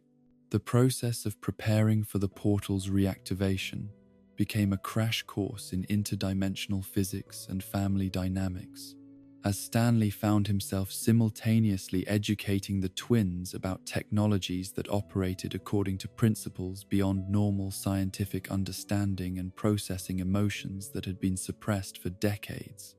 The technical challenges of the portal's operation were complicated by the psychological complexity of working with family members whose presence transformed a solitary mission into a collaborative effort that required entirely different skills and considerations. Stanley's attempts to maintain control over the reactivation process were motivated by genuine concern for the twins' safety, combined with habitual secrecy that made it difficult for him to fully embrace the collaborative approach their assistance offered. His warnings about the portal's dangers were based on 30 years of first-hand experience with equipment that could malfunction in ways that threatened not just individual safety, but the stability of local reality itself. The twins' gradual understanding of the portal's operation revealed both the elegance of Stanford's original design and the impressive scope of Stanley's modifications and maintenance efforts over 3 decades of largely self-taught engineering. Dipper's appreciation for the theoretical principles underlying the portal's function was matched by Mabel's recognition of the personal dedication that had kept the project alive, despite obstacles that would have defeated anyone with less determination or emotional investment. The final preparation phase for Stanford's rescue was marked by mounting tension as the portal's aging systems required increasingly complex workarounds to maintain stability, while electromagnetic readings suggested that dimensional barriers in the laboratory's vicinity were beginning to thin in ways that could attract unwanted attention from entities that existed in the spaces between realities. Stanley's growing anxiety about potential complications was balanced by excitement that had been building for 30 years, the prospect of finally succeeding in his rescue mission, creating emotional intensity that made it difficult to maintain the careful procedures that safe portal operation required. His desire to rush the process was tempered by recognition that mistakes at this stage could result not just in mission failure, but in catastrophic consequences that could endanger everyone he had come to care about. The moment of the portal's activation was both climactic achievement and beginning of entirely new complications, as the successful establishment of an interdimensional bridge was immediately followed by the realization that 30 years in alien dimensions had changed Stanford in ways that made his homecoming as challenging as his rescue had been. The figure who emerged from the portal bore only superficial resemblance to the brother Stanley remembered, his appearance and demeanor altered by experiences that belonged to no earthly frame of reference. Stanford's initial reaction to finding himself back in his familiar laboratory was complicated by 3 decades of survival in realities where trust was often fatal and paranoia was the only rational response to environmental conditions. His immediate assessment of the situation focused on potential threats and security concerns rather than emotional reunion. Professional habits developed through years of interdimensional survival, taking precedence over personal relationships that existed primarily as memories from a life he had been forced to abandon. The reunion between the brothers was marked by emotional complexity that reflected both the joy of successful rescue and the recognition that 30 years of separation had created gaps in understanding and experience that could not be bridged through simple affection or shared history. Stanley's image of the brother he had worked so hard to save was confronted with the reality of someone who had been fundamentally changed by experiences that existed outside normal human categories of understanding. Stanford's assessment of his family's situation revealed both gratitude for Stanley's dedication and concern about the security implications of involving children in activities related to interdimensional research. His immediate focus on potential dangers and protective measures reflected survival instincts developed through decades of exposure to threats that operated according to principles beyond normal human experience, while his difficulty with emotional expression suggested psychological adaptations that had been necessary for surviving in realities where sentiment could be weaponized by predatory entities.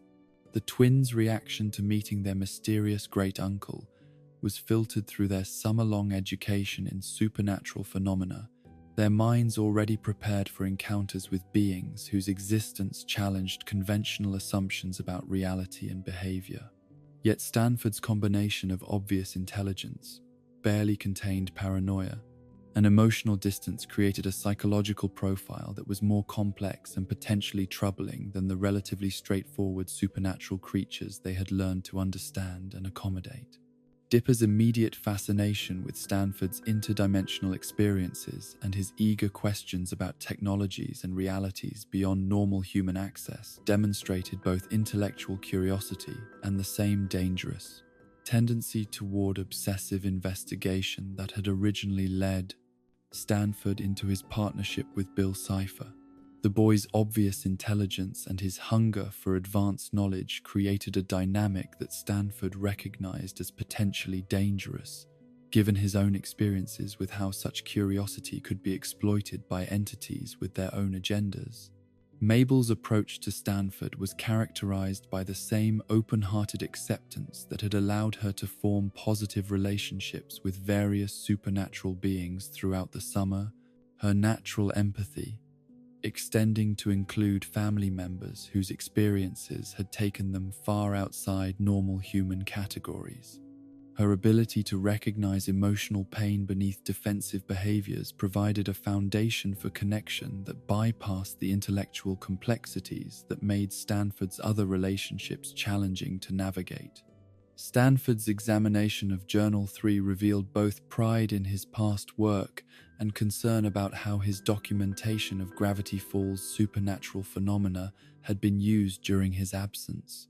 His recognition that Dipper had successfully applied the journal's information to resolve various supernatural threats was balanced by awareness that such knowledge carried risks that a child might not fully appreciate, dangers that became exponentially greater when combined with the kind of advanced understanding that interdimensional experience could provide.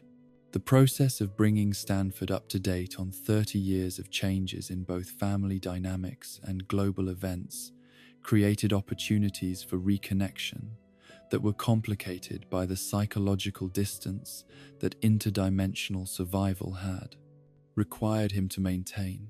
His difficulty with normal social interaction reflected adaptations that had been necessary for functioning in realities where emotional openness could provide hostile entities with psychological weapons, while his hypersensitivity to potential threats made it challenging for him to relax enough to enjoy the reunion he had dreamed about during decades of exile. Stanley's pride in the twins' supernatural problem-solving abilities was balanced by concern about exposing them to additional dangers, while Stanford's professional interest in their experiences was tempered by recognition that their encounters with Gravity Falls anomalies had already provided them with knowledge that could make them targets for entities that fed on human curiosity and ambition. The celebration of the successful rescue mission was overshadowed by Stanford's growing awareness that his return had created new security vulnerabilities, rather than resolving the interdimensional threats that had originally driven him into exile. His warnings about Bill Cipher and the ongoing dangers represented by entities that existed in the spaces between realities introduced concepts that challenged even the twins' expanded understanding of supernatural phenomena, while his insistence on implementing protective measures reflected recognition that his homecoming might have inadvertently attracted the attention of forces that viewed human consciousness as both resource and weapon. The convergence of Stanford's return, the twins' supernatural education, and the approaching end of summer created a dynamic that combined family reconciliation with mounting interdimensional crisis. The knowledge and experiences that each family member brought to the situation created both resources for dealing with supernatural threats and vulnerabilities that hostile entities could exploit, setting the stage for confrontations that would test not just their individual capabilities, but their ability to function as a unified family unit under conditions that exceeded anything their previous experiences had prepared them to handle. The stage was set for revelations that would force each family member to confront aspects of themselves and their relationships that had been hidden beneath layers of deception, protection, and good intentions, while external forces gathered that would challenge not just their personal bonds, but their fundamental understanding of reality and their place within cosmic systems that operated according to principles beyond normal human comprehension. The apocalypse began with laughter that echoed from dimensions where sound itself served as a weapon against sanity.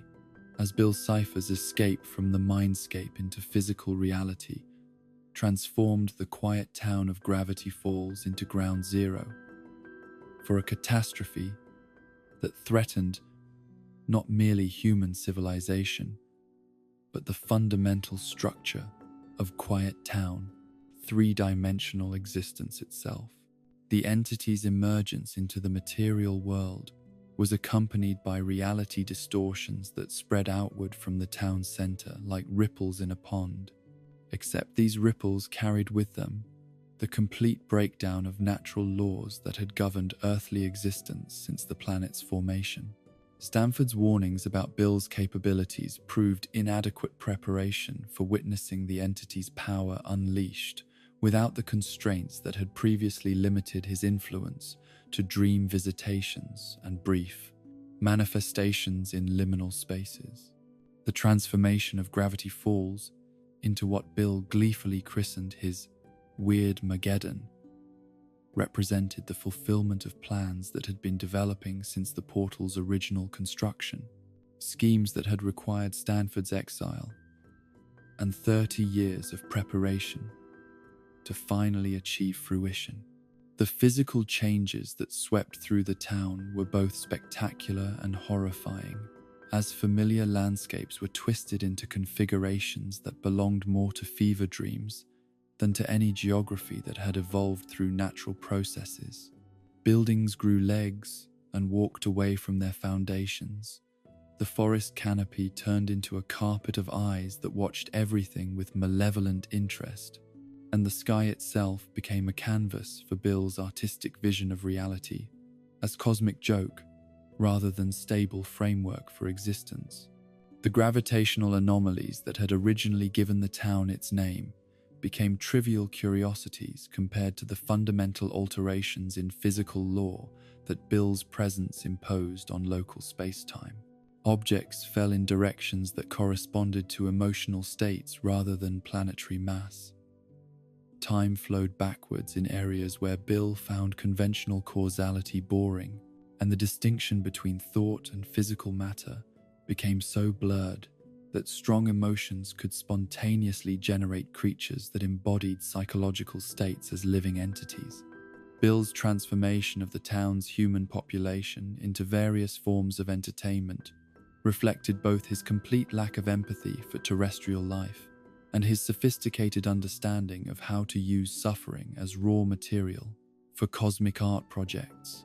Citizens found themselves converted into living furniture, transformed into geometric shapes that retained their consciousness while losing all agency, or simply suspended in crystalline prisons, where they could observe but not influence the destruction of everything they had ever known or loved.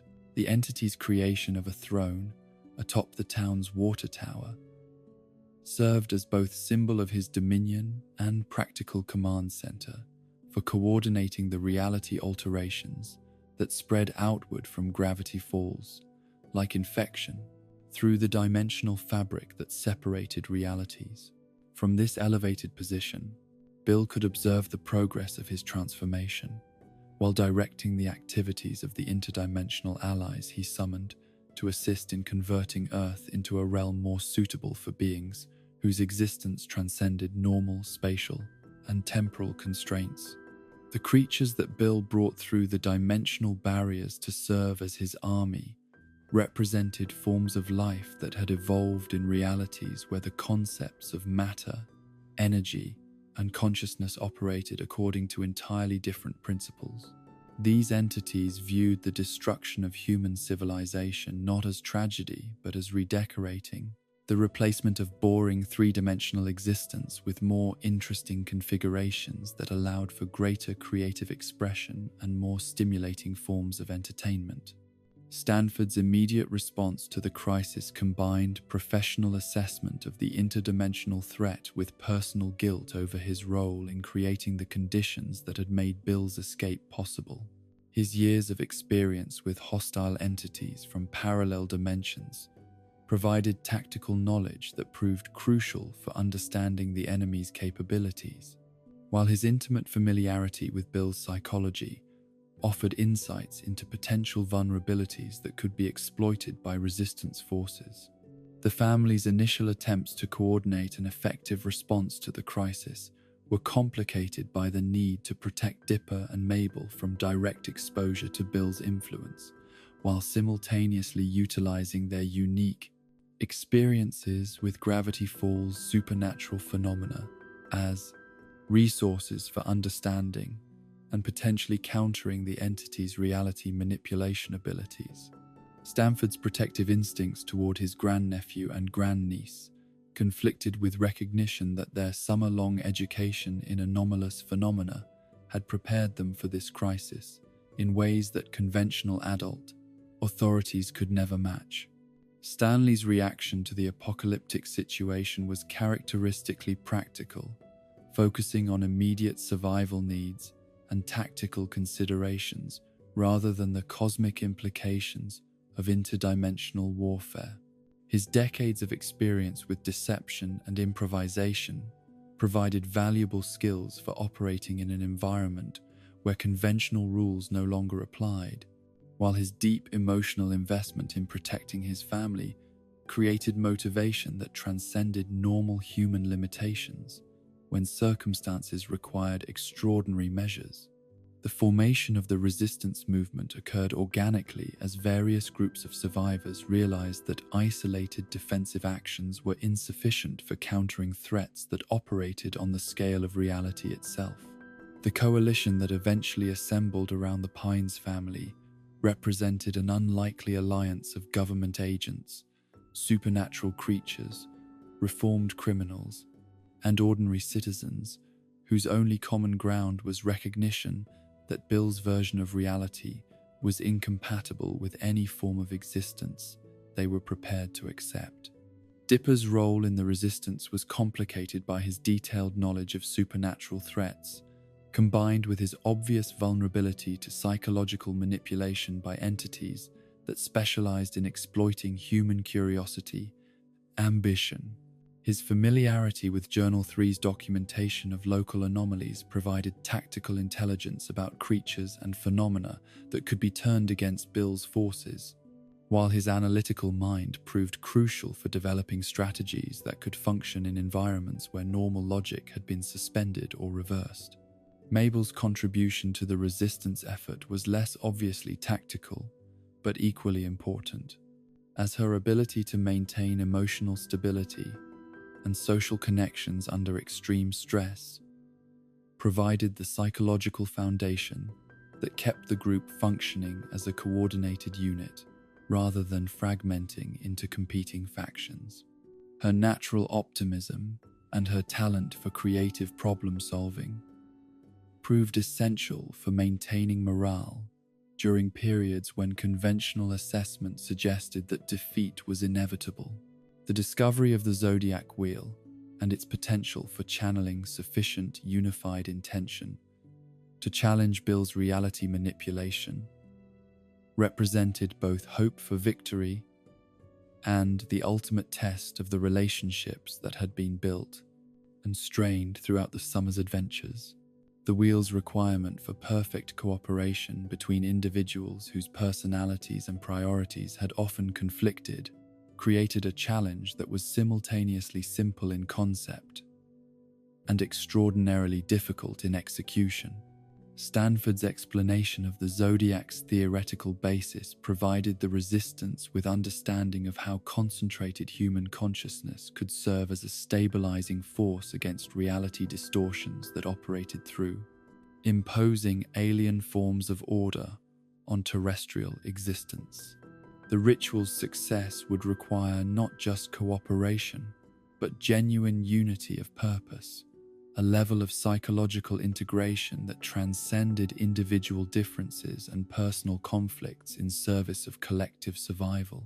The gathering of the Zodiac participants brought together individuals whose relationships had been marked by conflict, misunderstanding, and competing loyalties, creating a situation where the success of humanity's last hope depended on resolving interpersonal issues that had developed over decades of complicated history.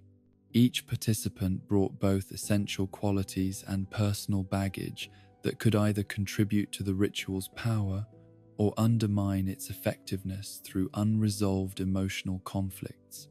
The failure of the Zodiac ritual was both inevitable and tragic, as the psychological unity required for its success proved impossible to achieve among individuals whose relationships had been built on foundations of deception, resentment, and misunderstood motivations. The collapse of the attempt represented not just tactical defeat, but the recognition that human nature itself might be incompatible with the kind of collective action required for survival under cosmic-level threats. Bill's response to the failed Zodiac attempt was to escalate his reality manipulation to levels that threatened not just the local area, but the stability of dimensional boundaries throughout the cosmic neighborhood, creating a crisis that would eventually attract the attention of interdimensional authorities whose intervention could result in Earth's complete isolation from the broader multiverse rather than restoration of normal conditions.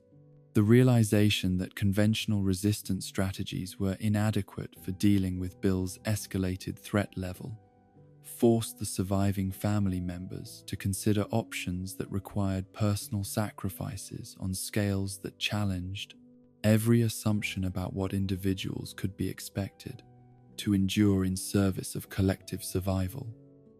The solutions that remained available demanded not just courage, but the willingness to surrender aspects of identity and memory that defined personal existence itself. Stanley's recognition that he possessed unique vulnerability to Bill's influence combined with capabilities that could potentially be turned against the entity created the foundation for a strategy that was both tactically brilliant and personally devastating. His decades of experience with identity manipulation and his established pattern of sacrifice for family welfare prepared him for actions that would require surrendering the very sense of self that had sustained him through 30 years of isolation and deception.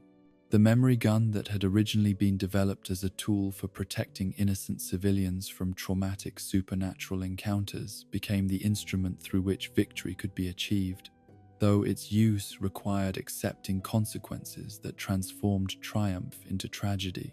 The device's ability to selectively remove memories offered the possibility of trapping Bill within a mind that could be deliberately emptied of the knowledge and experiences that the entity required for maintaining his reality, manipulation, abilities.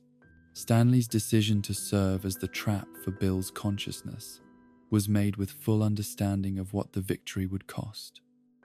Recognition that success would require sacrificing not just his life, but his identity, his memories, and his relationships with everyone he had learned to love.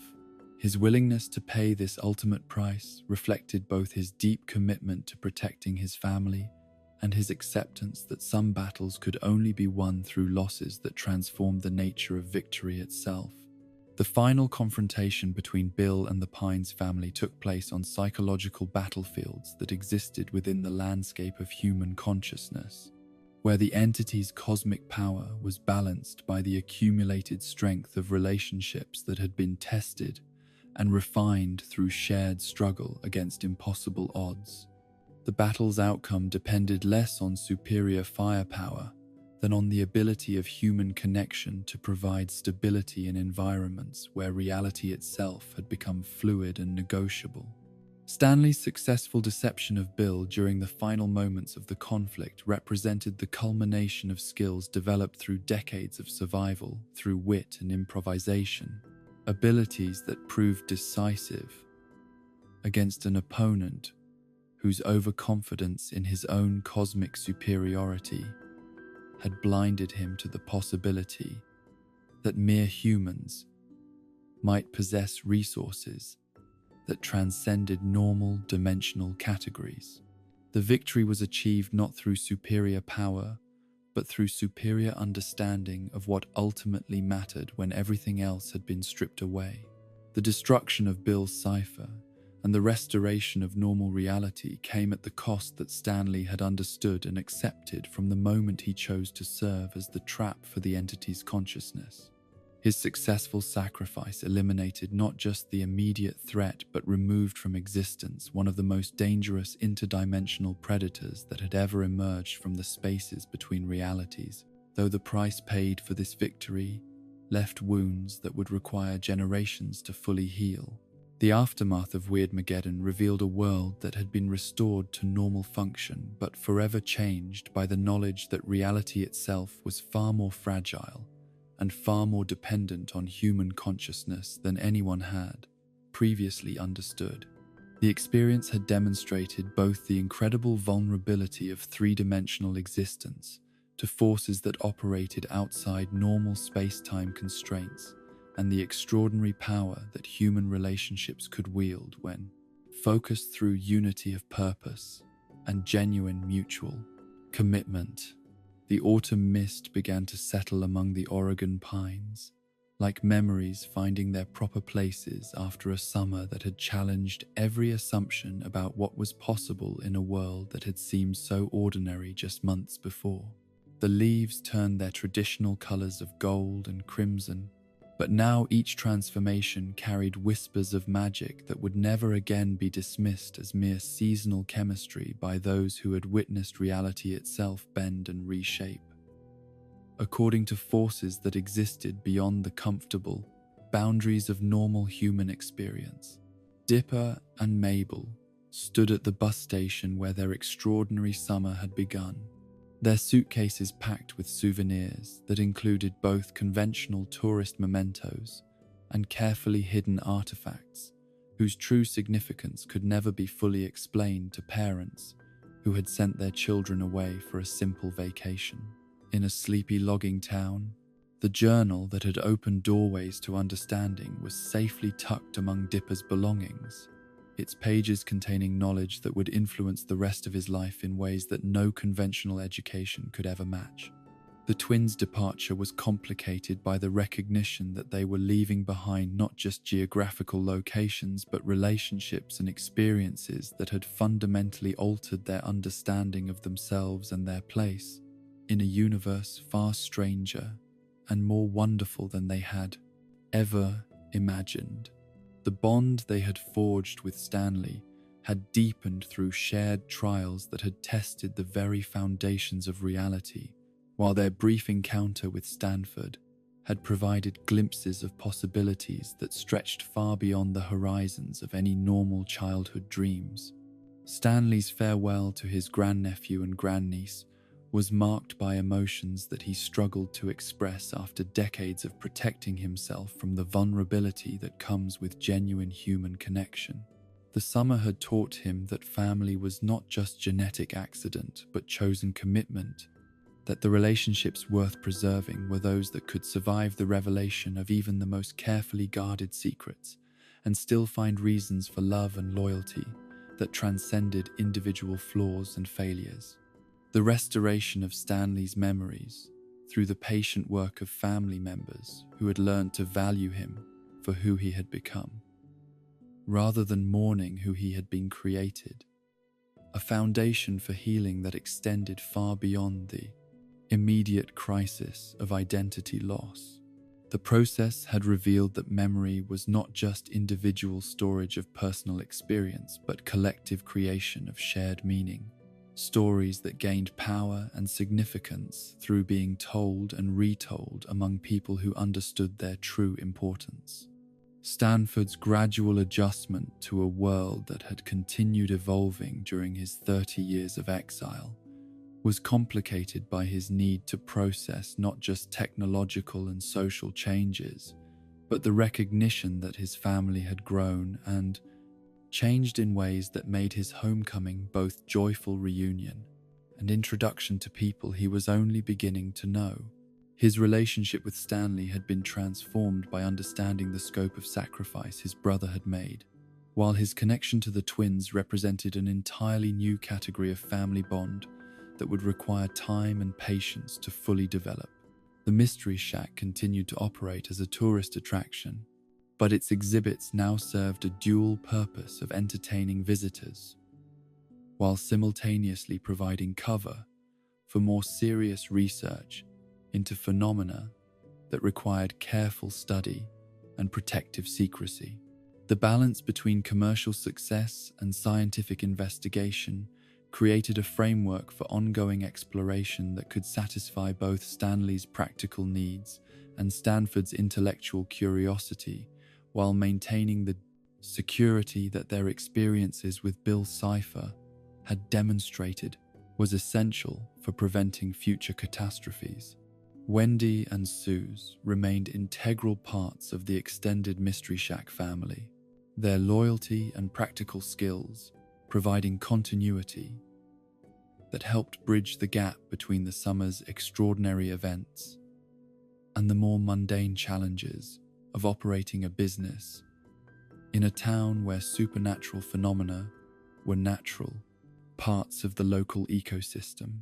Their acceptance of the family's secrets created a foundation for community that extended beyond blood relationships to include chosen connections that had been tested under conditions that revealed true character and commitment. The town of Gravity Falls itself had been forever changed by its experience as ground zero for interdimensional warfare, its citizens now possessing collective knowledge about the fragility of reality and the importance of maintaining vigilance against forces that could emerge from the spaces between dimensions without warning or conventional preparation. The shared trauma had created bonds of community that transcended previous divisions, while simultaneously imposing responsibilities for secrecy that would influence local culture for generations to come. The journals that documented the town's supernatural phenomena would continue to serve as resources for future researchers who might need to understand and respond to anomalies that operated according to principles beyond normal scientific frameworks. These texts represented not just scientific documentation, but warnings from those who had survived encounters with forces that viewed human civilization as temporary curiosity rather than permanent feature of cosmic landscape. Reminders that knowledge always came with responsibilities that extended far beyond individual satisfaction or achievement. The cycles of mystery and discovery that had characterized Gravity Falls since its founding would continue, but now under the protection of guardians who understood both the wonder and the danger that came with living at the intersection of multiple realities. The balance between exploration and safety would require constant negotiation, as each generation would face choices about how much truth to reveal and how much secrecy to maintain, in service of protecting both individual curiosity and collective survival. Summer's end brought not conclusions but transitions, the recognition that extraordinary experiences become part of ordinary life through the simple process of integration and acceptance. The magic that had seemed so foreign and threatening had become familiar, while the family bonds that had been tested by cosmic forces had emerged stronger and more flexible than anyone could have anticipated. The twins would carry these lessons back to California, where their expanded understanding of reality would influence everything they encountered, while the Mystery Shack would continue its dual mission of education and protection under the guidance of brothers who had learned that the most powerful forces in any universe were those that connected conscious beings through relationships that transcended individual limitations and fears. Rest now, knowing that mystery and magic are always closer than we think, waiting for those brave enough to seek them out.